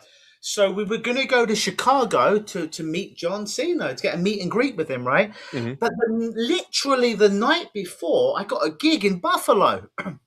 And the gig, oh, this is a great story. You're going to love this. I think I Yeah, told yeah, yeah. Brian as well. So I just started doing stage hypnosis last year, right?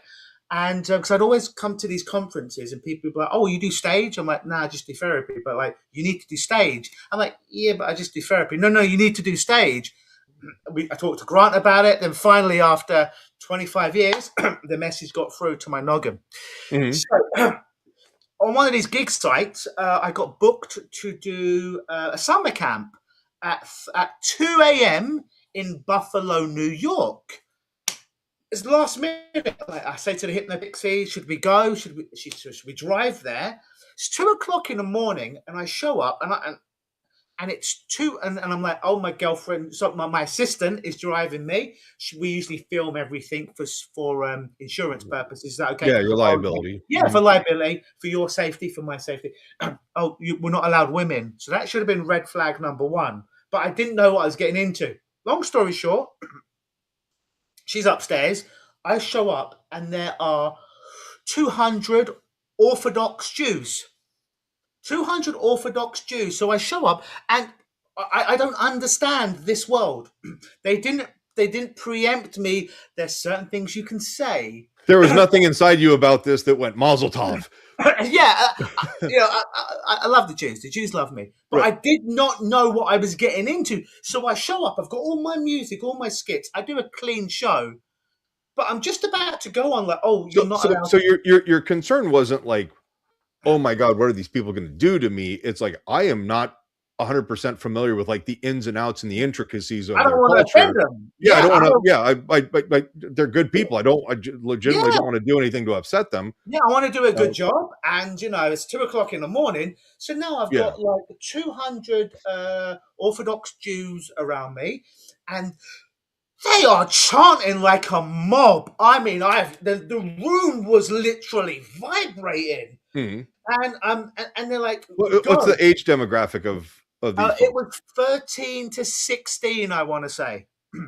So if I remember correctly, that's about that age where they kind of are able to sort of um oh wait, no, I'm sorry. I'm mixing them up with Amish, because Amish, they have a thing where they're that age where it's like, hey, you can kind of go experience Western culture a little bit, get Huh. it out of your system, and then decide, do you want to stay within the community? But yeah, 13 to 16, you're preparing for your bat mitzvah or bar mitzvah.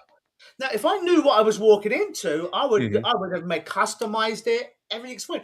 But my music is playing, and they're like, oh, I'm just about to go on, like, oh, do you play music? Yeah, you're not allowed to play music. You're not allowed to mention movies. You're not allowed to mention women. You're not allowed to mention the outside world. You can't say the word hypnosis. And my 90-second voiceover is almost up, and now you're live. So now my show, my 90 minutes is out of the window. I cannot use my cues because I've been paid. I want to come back, and I don't want to offend these people. I don't want a bad review. But literally, this is my second show, my second or third show ever. And I'm there. And I'm like, oh, well, it's time to sink or swim now. And I've got these, for want of a better word, these. What would Grant Saunders do? Looking at me, giving me the stink eye, the evil eye, making sure I don't say anything wrong. Naturally, I'll use some colourful language from time to time. I'm cutting that stuff out, and they're just evil eyeing me the whole point. And I'm just like, and suddenly I'm doing something, and then someone comes in my ear. Hypnotize him to make him believe he's this specific Jewish singer, and I don't want to mess the name up, but it's a name. It's a Yiddish name or a Hebrew name that I've never. Yeah, you're like I'm sorry, no offense, but I cannot L'chaim this. And, yeah, it's 2:00 in the morning, and I'm the name is here, and I'm wanting to. So I do the show, and I'm editing it, and I'm taking this out and putting this in, and it's a ruckus audience, and I'm exhausted. And we get to the end, and at the end, the elders come up to me and says, "Thank you so much. Thank you for doing such a respectful show." And then for an hour and a half, we're talking like 3:30 a.m. to 5, they would not let me leave the room. They mobbed me. It was my first time of literally feeling like a mob, like a music, a rock star. I could not move. Yeah. They would not let me leave the room. Hey, would hypnosis work for baseball? I'm having some problem with baseball. I'm having some problem with myself. An hour and a half, like at 3:30 a.m. and I'm doing. I mean, you want to talk about a culture or religion that is based an awful lot on faith. You come in and you're like, okay, you can do this. Okay. And there's like, yeah, anything's possible. And the curiosity that's there is amazing. And then the next day, went and met John Cena in Chicago. There you go. Oh man, yeah. Chris Jones actually did I know. I talked to him about yeah. it.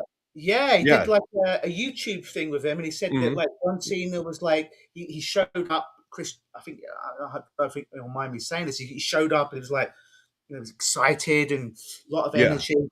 And John Cena just sat with him and just helped to calm him down, relax him, really get him into that kind of state of like, no big deal. This is what you're gonna say. This is what I'm gonna say. He's like, yeah, he was so professional. He was so nice to him. Oh, John Cena's a bit like a robot. Like he's so well oiled. He's so used to everybody just fawning all over him. Yeah. Where it's kind of like, all right, here, this is fine. It's like at least Chris wasn't crying. Yeah. Yeah. And yeah, he's one of the guys that he's somebody that I think I would really enjoy having like some one-on-one time, just going like, yeah, let's collaborate on do something. That would be really cool. Because I like what he's about as far as the message that he wants to get out to his fans. Yeah. Like I say, on the Mount Rushmore of wrestling, really, it's Hogan, who I met a year before he died. Hogan was great when I met him. The Rock, Stone Cold Steve Austin, and John Cena. Now, these are not necessarily my favorite wrestlers, but on the industry, how they carried the company from millions to billions to the stock exchange. These are the 4 biggest guys of all time. So I got Hogan, I got Cena, still need to get Stone Cold Steve Austin, and I almost got The Rock. I was this close to The Rock. I was a few feet from The Rock when he came for a Black Adam preview in Toronto. But I think I might get Stone Cold next. But that Rock's going to be a tricky one. It's like reaching out to the right people to go, hey, let's do a collaboration. Could Stone Cold get hypnotized, or could Stone Cold be like, you sit over here, teach Stone Cold how to hypnotize somebody? And so no, that's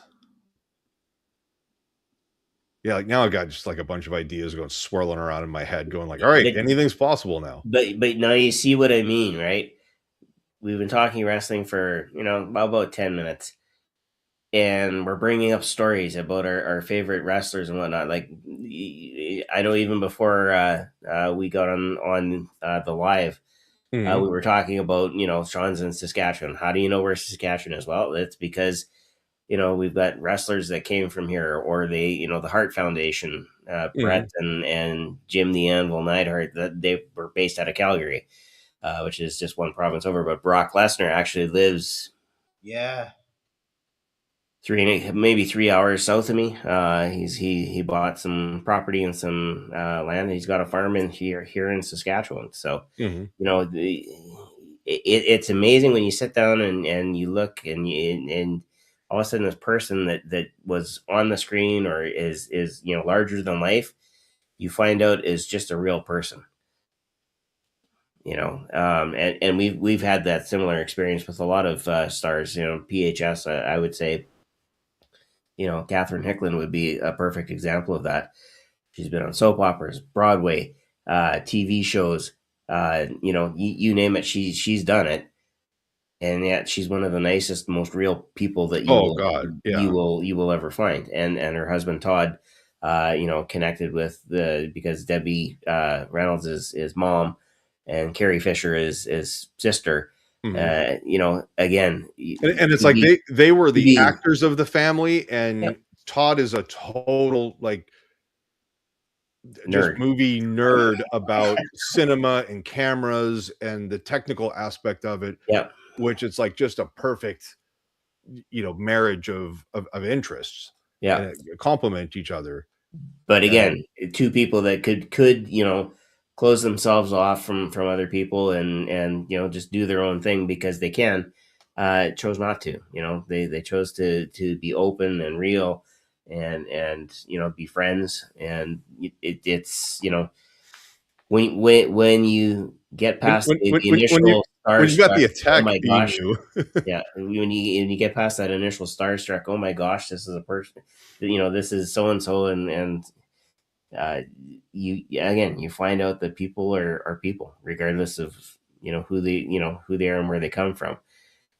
They've had their life that they've lived, and it's different than a lot of others. But when you sit down and talk to them, it is very much still a real exchange between real people. And speaking of real people, we have a debate going on here. So on TikTok, is it a mass debate? I don't know. I know it's after 10 p.m., but I'm retired. I'm just tired. On TikTok, we're seeing frenemy. On the main chat, we're seeing friend. So we should ask the question. Go for it, Sean. All right. Oh yeah, I'll set the context. Okay. So Luke, it's not if it's on the table, if it's available. Okay, you are on the phone. You are ordering pizza. Sean, the question, please. And the question is, does pineapple belong on pizza? Oh, this is a Jim thing, isn't it? This is a Jim thing, yes. Put the one up for Jim, our tribal chief, right there. R.I.P. I'm the most boring pizza guy in the world. Let me tell you, we have a thing called Pizza here in Canada, in Toronto, Ontario. I'm not sure if they have them where you are, Sean. Yeah, they're around. Yeah, like for someone who eats New York pizza, this is not to write home about pizza. But I like my pizza like rock solid, like cardboard. Like if you drop it on the ground, it will break. It is so crisp. And I only like cheese pizza. Soon as I start putting stuff on it, it gets to be floppy. Remember like the Ninja Turtles and they had that pizza that would flop? I like my pizza boring, basic, and hard and stiff. All right, this pizza, not something else. I was gonna say, I'm like, we're still talking about pizza, right? So Scott is. I can hear Scott feverishly typing on the keyboard right now. and with his extra finger. So back to my model of the world, I ain't putting no pineapple on my. I ain't putting nothing on my pizza. It ain't just pineapple. I ain't putting nothing on it. Your terms are acceptable. Yes, that makes you a friend. There you go.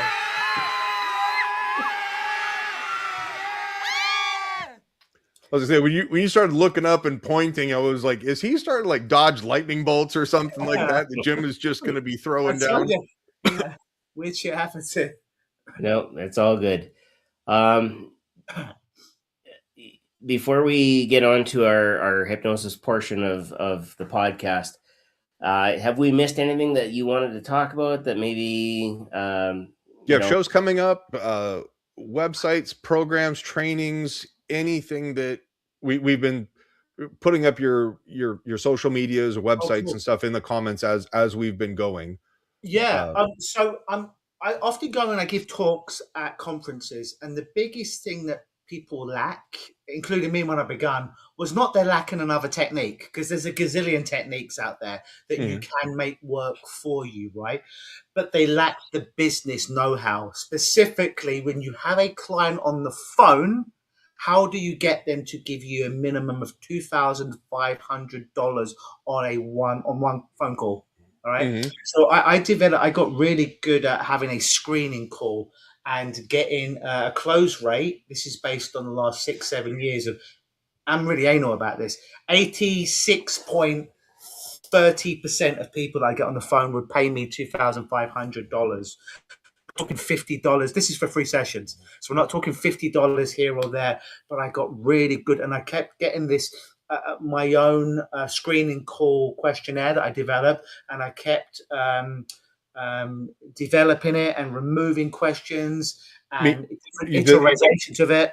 The screening on the website, like people would answer the questions and then you would be like, okay, this is somebody who I need to call. This is somebody who they're going to get the polite email. No, people can get that shit for free. If you want to be a fake client and go and see what my questions are, you get that stuff for free. But I'm talking, but when they actually get on the telephone, obviously we're talking is ethical and we do believe that we can help them. But if they've made it to the call and we're 20 minutes in, then I believe I can help them. But I mean, in a non-salesy way, really getting people plugged into their pain and activating that deep structure. So when and I'm the most expensive hypnotist that I know in Ontario. I don't know another hypnotist that charges more than me. But people are happy to pay me from doing it. When I asked them, we felt that you understood us, that you had all these testimonials. But my question there, it's over the last 26 years, the one that I do on the phone with people. And again, it's really, really powerful. So I'm putting together a program on that where people can actually have my script and that they'll have a workshop of me delivering it and perhaps a recording of me doing it with a client with their client's name removed and all the personal details so they can be led through it and hear it. And the actual script of once you've got someone into your funnel, whatever it may be, and you plug your problem into it that you specialize in, how you can close 86.330% of people that call you, and not for $50, but we're talking high ticket. So I'm putting together a program for that for hypnotists that are professionals that want to make more money and deserve to make more money for what they do, but they want to really get the right people in front of them and keep those people's feet to the fire, so to speak, and lead them on a journey where at the end they come out of the hole, they come out into the beautiful sun, but really they're not wishy-washy. What's the biggest objection we have with clients? Let me think about it. I never get someone saying no. No's okay. No just means no. It's fine, Yeah.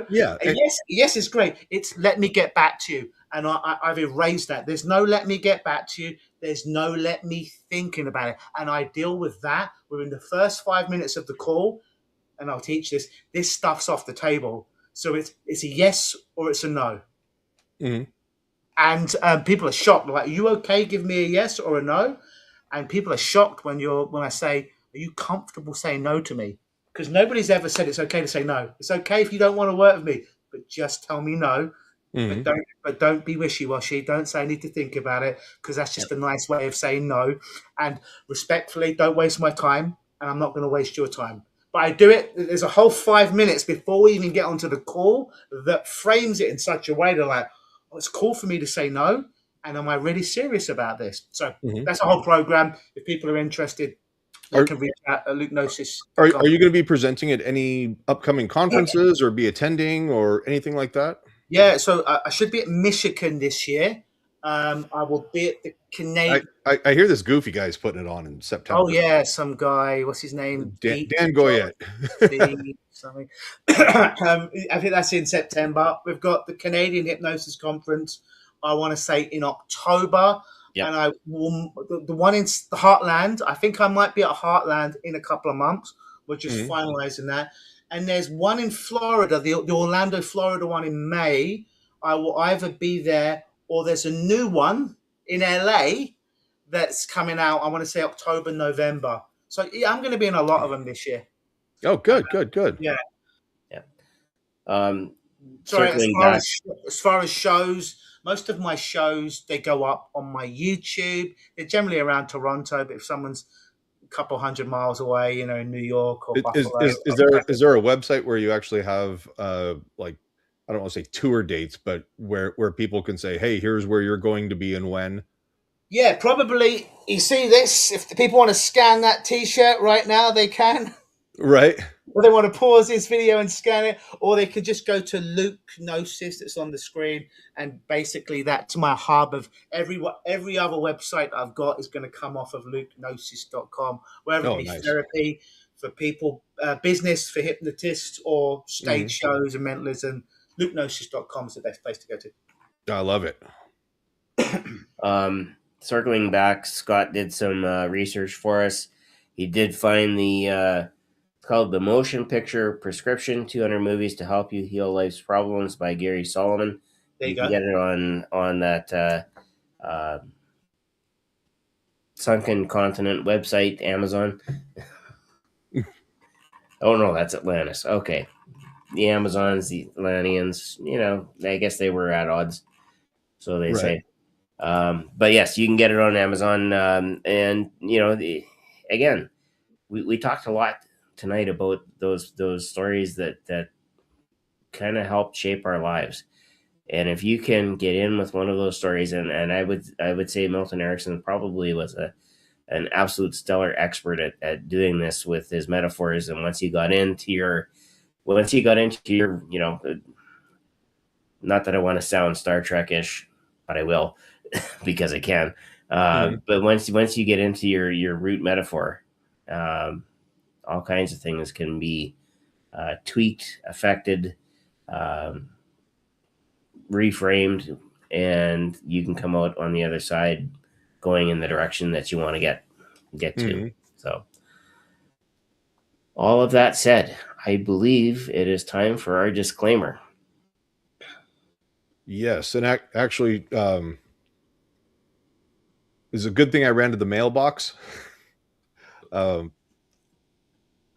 have a ballot that I need to get down to the ballot box and hit the grocery store in the next like 25 minutes. So what, while you guys get the disclaimer and everything, Luke, I'm going to jump off. Thank you so much for coming on board and joining us tonight. It's been a pleasure. I do hope to see you in Michigan at least. You know, I'll see what my summer schedule permits. And yeah, Captain. Awesome. All right. Until next time, sir. Yes, in 2 weeks' time, we will see you again. Wonderful. You guys take care and have a good night. Thanks, Brian. Good night. All right.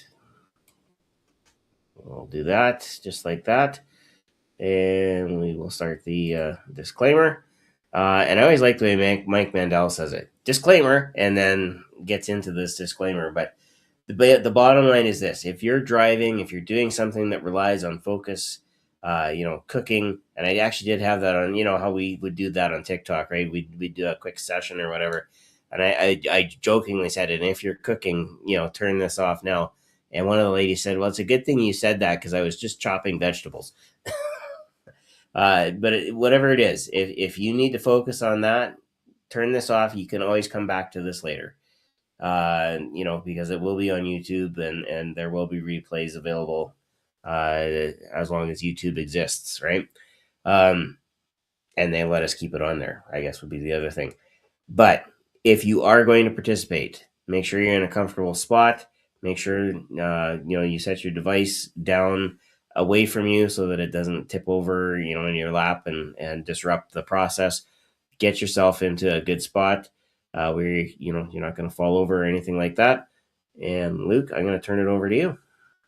Wonderful. And if you're on YouTube watching us while you're driving, why are you watching YouTube as you're driving, you dumb idiot? Put the phone down. All right. Never underestimate the ability to not follow the law, right? That's right.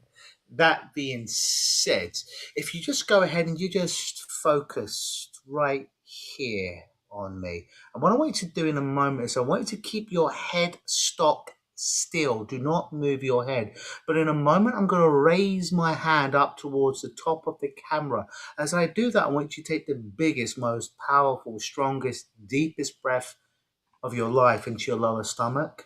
You're going to roll your eyeballs back into the top of your cranium, and you're going to hold your breath for as long as you can, but not a moment longer. So it'll look a little bit like this. I'm doing a trial run now. As my hand goes up, my eyeballs roll all the way into the top of my head as I look to an imaginary window on the top of my head. And at the same time, if I was not talking, I'd hold my breath. And at some point, I'd need to breathe. And when I need to breathe, I'd simply breathe out, let my eyeballs roll forward, then close my eyes as I allow my chin and my head to drop down in a safe, comfortable manner with my mouth and jaw relaxed. So that being said, head stock still, don't move your head. Look at my hand, big deep breath in. Let your eyeballs follow my hand all the way to the top of the screen. Roll your eyeballs all the way to the top of your head. Keep staring at an imaginary window in the top of your head as you hold your breath for as long as you can, but not a moment longer. And now when you breathe out, allow your eyeballs to roll forward. Close your eyes. Keep them closed unless I specifically ask you. Otherwise, let your head drop in a comfortable, safe position. Allow your jaw to relax, to be loose, limp, and lazy like a rag doll. In a moment, not just yet, but in a moment, I'm going to count down from 3 to 0. When my count reaches 0, you're simply going to allow yourself to go even deeper than you are right now. So let's begin.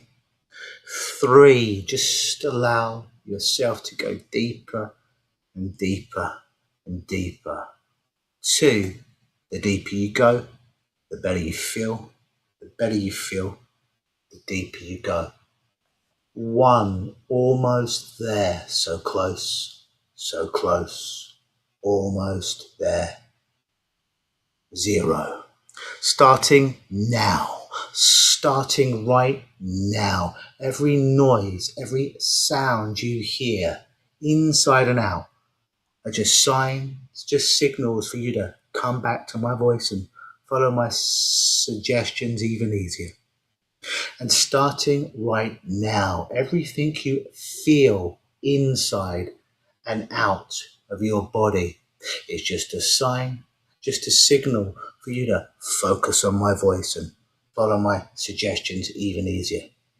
And absolutely nothing I do or say will disturb or disrupt you in any way, shape, or form. And starting right now, every suggestion I give you, no matter how silly or strange it seems, becomes your new reflex default action. Nod your head because you understand and accept.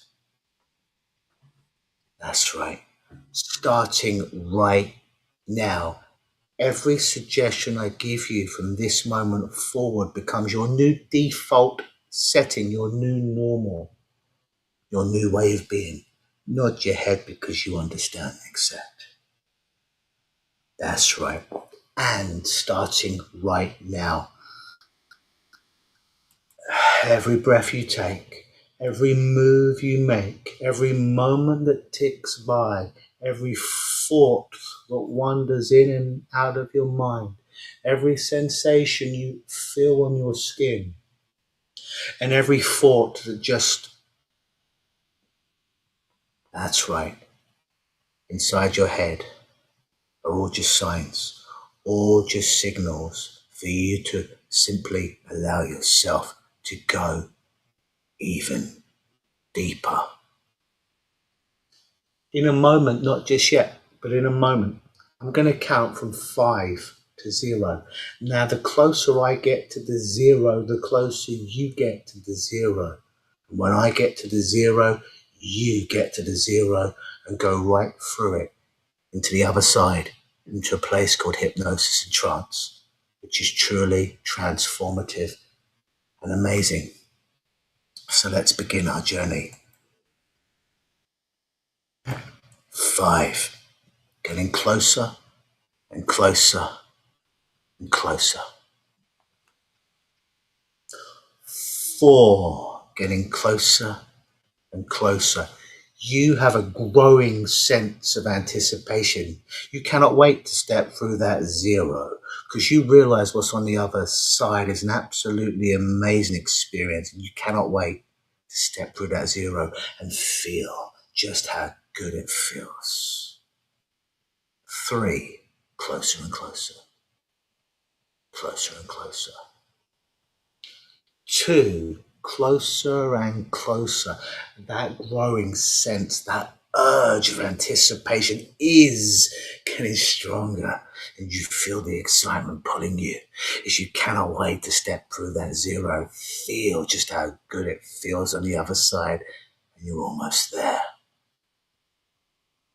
1. Almost there. So close. So close. Almost there. 0. Pass through the 0 now. Let it wash over you and through you, from the top of your head to the tips of your toes and everywhere in between.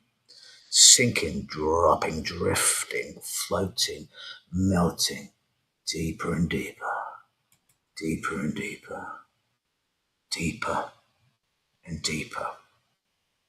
You are doing very good. And you'll continue to go to the right depth for you to go to today to be successful in any reason that you're watching or listening to this recording. With every word that you hear, with every sound that you hear, with every sensation on your skin, with every thought that wanders in and out of your mind, with every breath that you take and every moment that ticks by, just simply are signposts to remind you to drop deeper, to feel even better, as my voice will go with you, and you are safe, you are secure at all times. In a moment, not just yet, but in a moment, I'm going to count from 5 up to 5. And on the count of 5, I'm going to click my fingers like this, or I'm going to clap my hands like this. It's not going to trouble you. It's not going to disturb you in any way, shape, or form. But what it is going to do is work as a sign, as a signpost, as a signal to your unconscious mind to allow you to double this feeling called the hypnosis, to go even deeper to the right depth for you to be successful today for any reason you are watching and listening to this. Mentally, physically, emotionally, spiritually, doubling this feeling. When I get to 5, click my fingers or clap my hands.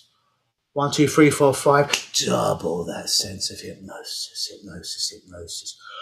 From the top of your head to the tips of your toes and everywhere in between. Sinking, dropping, drifting, floating, melting. Deeper and deeper, deeper and deeper, deeper and deeper. That's right. You are doing excellently. I'll do it again. I'll count to 5, click my fingers or clap my hands. You're going to double this feeling, go even deeper, feel even better. Get ready to feel really good as you allow yourself to go all the way down to the right level of you for you today to be successful for any reason you're watching or listening to this. 1, 2, 3, 4, 5. Double that Feeling again. Hypnosis, hypnosis, hypnosis from the top of your head to the tips of your toes and everywhere in between. Sinking, dropping, drifting, floating, melting, deeper and deeper, deeper and deeper, deeper and deeper. That's right. You are doing very good. One more time, we're going to take the elevator all the way to the ground floor for you today to be as deep as you need to be successful in every reason you're here today, listening or watching. One more time, go all the way down to the right level for you, mentally, physically, emotionally, spiritually. 1, 2, 3, 4, 5. Double that feeling from the top of your head to the tips of your toes and everywhere in between. Sinking, dropping, drifting, floating, melting, deeper and deeper, deeper and deeper, deeper and deeper. That's right. You are doing excellently. And you'll continue to go to the right level for you today if you're not already there now.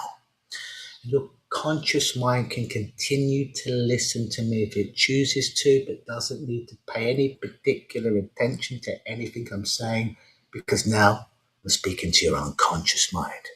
I'm speaking to your subconscious, your unconscious, your mind body right now. Part that thinks the thoughts, the part that stores the memories, the part that beats the heart, the part that breathes the lungs, the part that moves the body, the part that controls the whole endocrine system, the part that runs the show. I'm speaking to you now, the unconscious mind.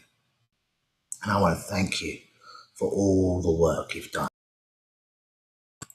so far with this person who's listening or watching this. Thank you for bringing them here today and having a journey to get them to where they are today in one piece. You've done your job. You've done your job well. But I know this particular person is listening or watching this recording now because they had a goal or something they want to work on.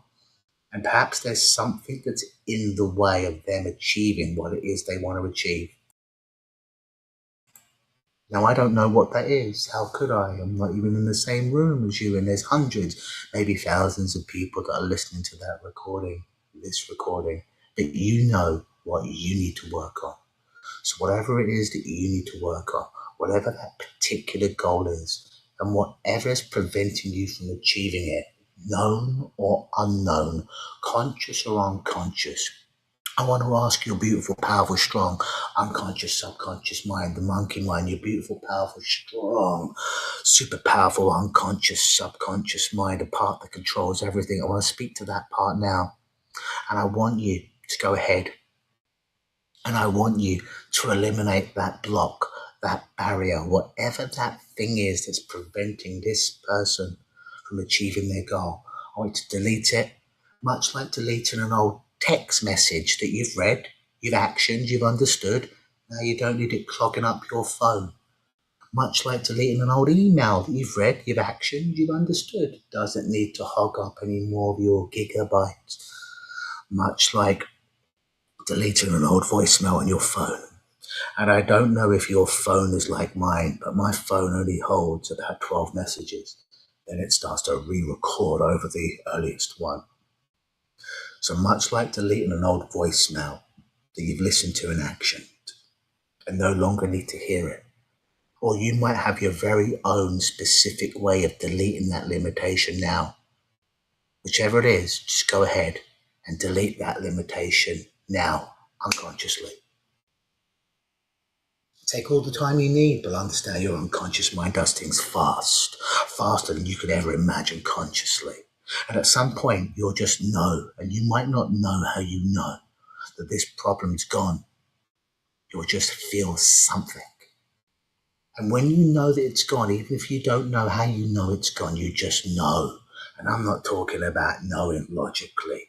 I'm talking about knowing in your body. And in absolutely no rush, allow your unconscious to do its thing. And once you have a sense, a feeling, a sensation, a knowing that this thing is dealt with, even if you don't know how, just nod your head and let yourself know. Very good. Very, very good. And now I'd like for your unconscious, your super powerful unconscious, subconscious mind now to scan the inner resources, the inner files of your mind, body system, in fact, your neurology, to find new activities, new beliefs, new emotions, new patterns, new behaviors that it can install and activate, working in the background of all of your experiences, allowing you to do the things that the old thing used to allow you to do with none of the negativity, with none of the boundaries. Find a new, perfect, beautiful pattern, behavior, emotion, or program that will allow you to do all the things, the positive things, only positive things that the old program used to, with none of the negativity. And allow that program now to become activated, much like activating a new app on your phone or a new program on your computer. Switch that on and take all the time you need to do that now. And once that's done, and only when that's done, in a moment, not just yet, but in a moment when all this work is done, and you might not know how it's done, but when all this work is done here today, and will perhaps continue as you sleep tonight or go about your day if you're listening to it earlier on. And it will be working much like a screensaver on your cell phone, much like a screensaver on your computer that you don't even realize it's working until you stop. And that picture just pops up. And it makes you feel all warm and fuzzy inside. So when you know this program has been installed and activated and you're ready to spend the rest of your day or night in a way that supports you, knowing that this work is done and allowing this resource to be activated and always working in the background of your experience, then, and only then, allow yourself to come back into your body, wiggle your fingers and toes, and when everything's done and everything's where it needs to be, then, and only then, open your eyes and feel amazing.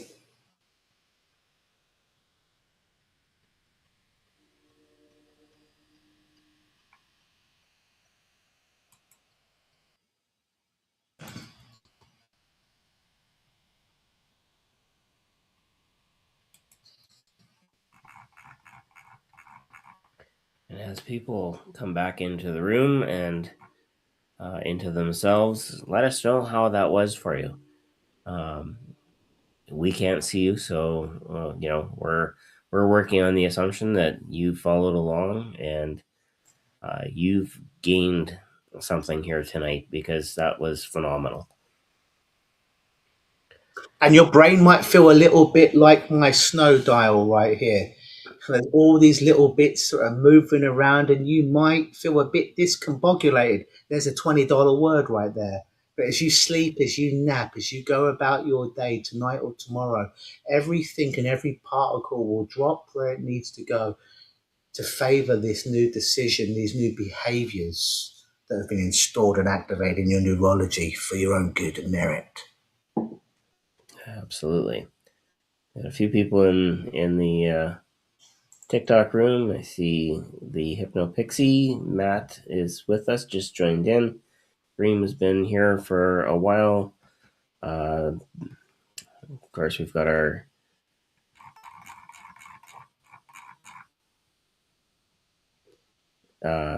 Scott wants you to post the link to the book. Okay, I will do that. While we're waiting for people to let us know how things are. Hopefully, everybody's made it back into the room and into themselves. Give me just a second here. I am going to grab that link for the book, because there it is.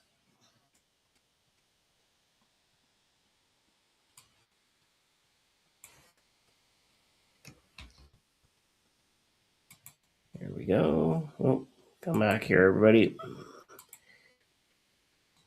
That's what I want.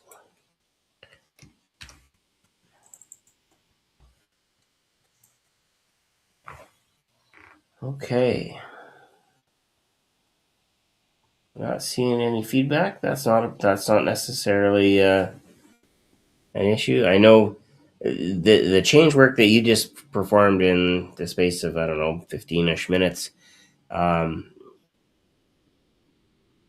Those sessions are really powerful. They're really targeted, and they're really developed around the client, or in this case, our viewers looking inward at something that they want to change in themselves. And we talked a little bit about being specialists and niching down and whatnot. That's the type of change work that fits in it can't be niched down. It's meant to be like that because it's directed at the person that needs to change and wants to change.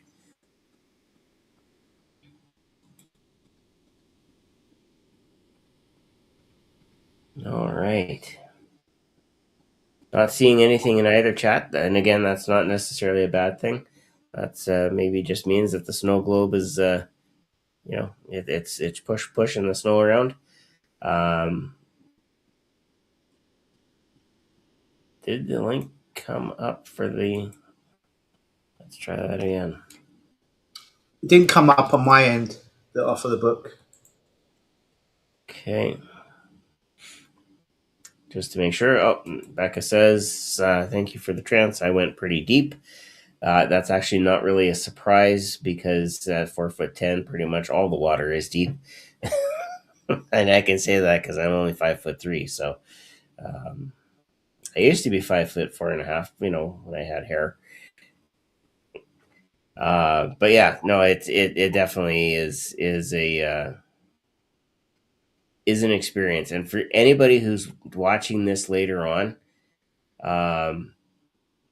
the one thing I will say is be open to the experience. We talked about that. When you're onboarding with clients, you're looking to make sure they're actually open to the experience, and that's important. At least I can still make you laugh.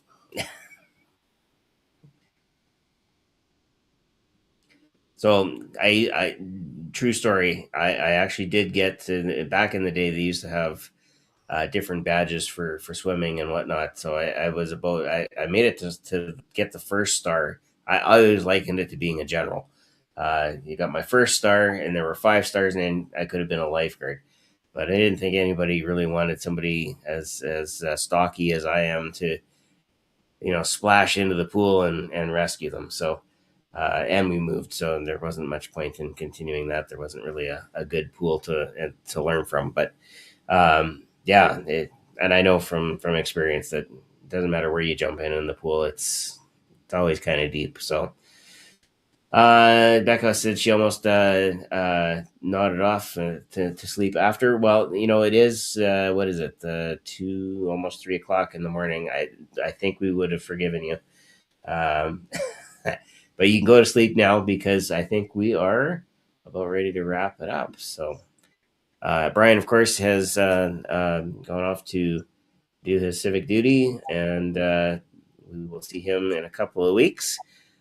Time when we return, 2nd and 4th Tuesdays. That is when we do Hypnosis Hero podcasts. So, Luke, I want to thank you for taking the time to be with us. Captain. Really appreciate it. I was glad to actually meet you and actually have a more in-depth conversation than passing, in the night on TikTok or something like that. It's like, oh yeah, there he is, and then I'm off doing my own live, and then you're gone, and yeah, this was much better, and yeah, and like Brian said, at some point we'll meet up at a conference and have a beverage and all the good stuff. So all of that said, we'll see everybody in a couple of weeks' time. Until then, take care, stay well, be awesome. Have a good night, everybody.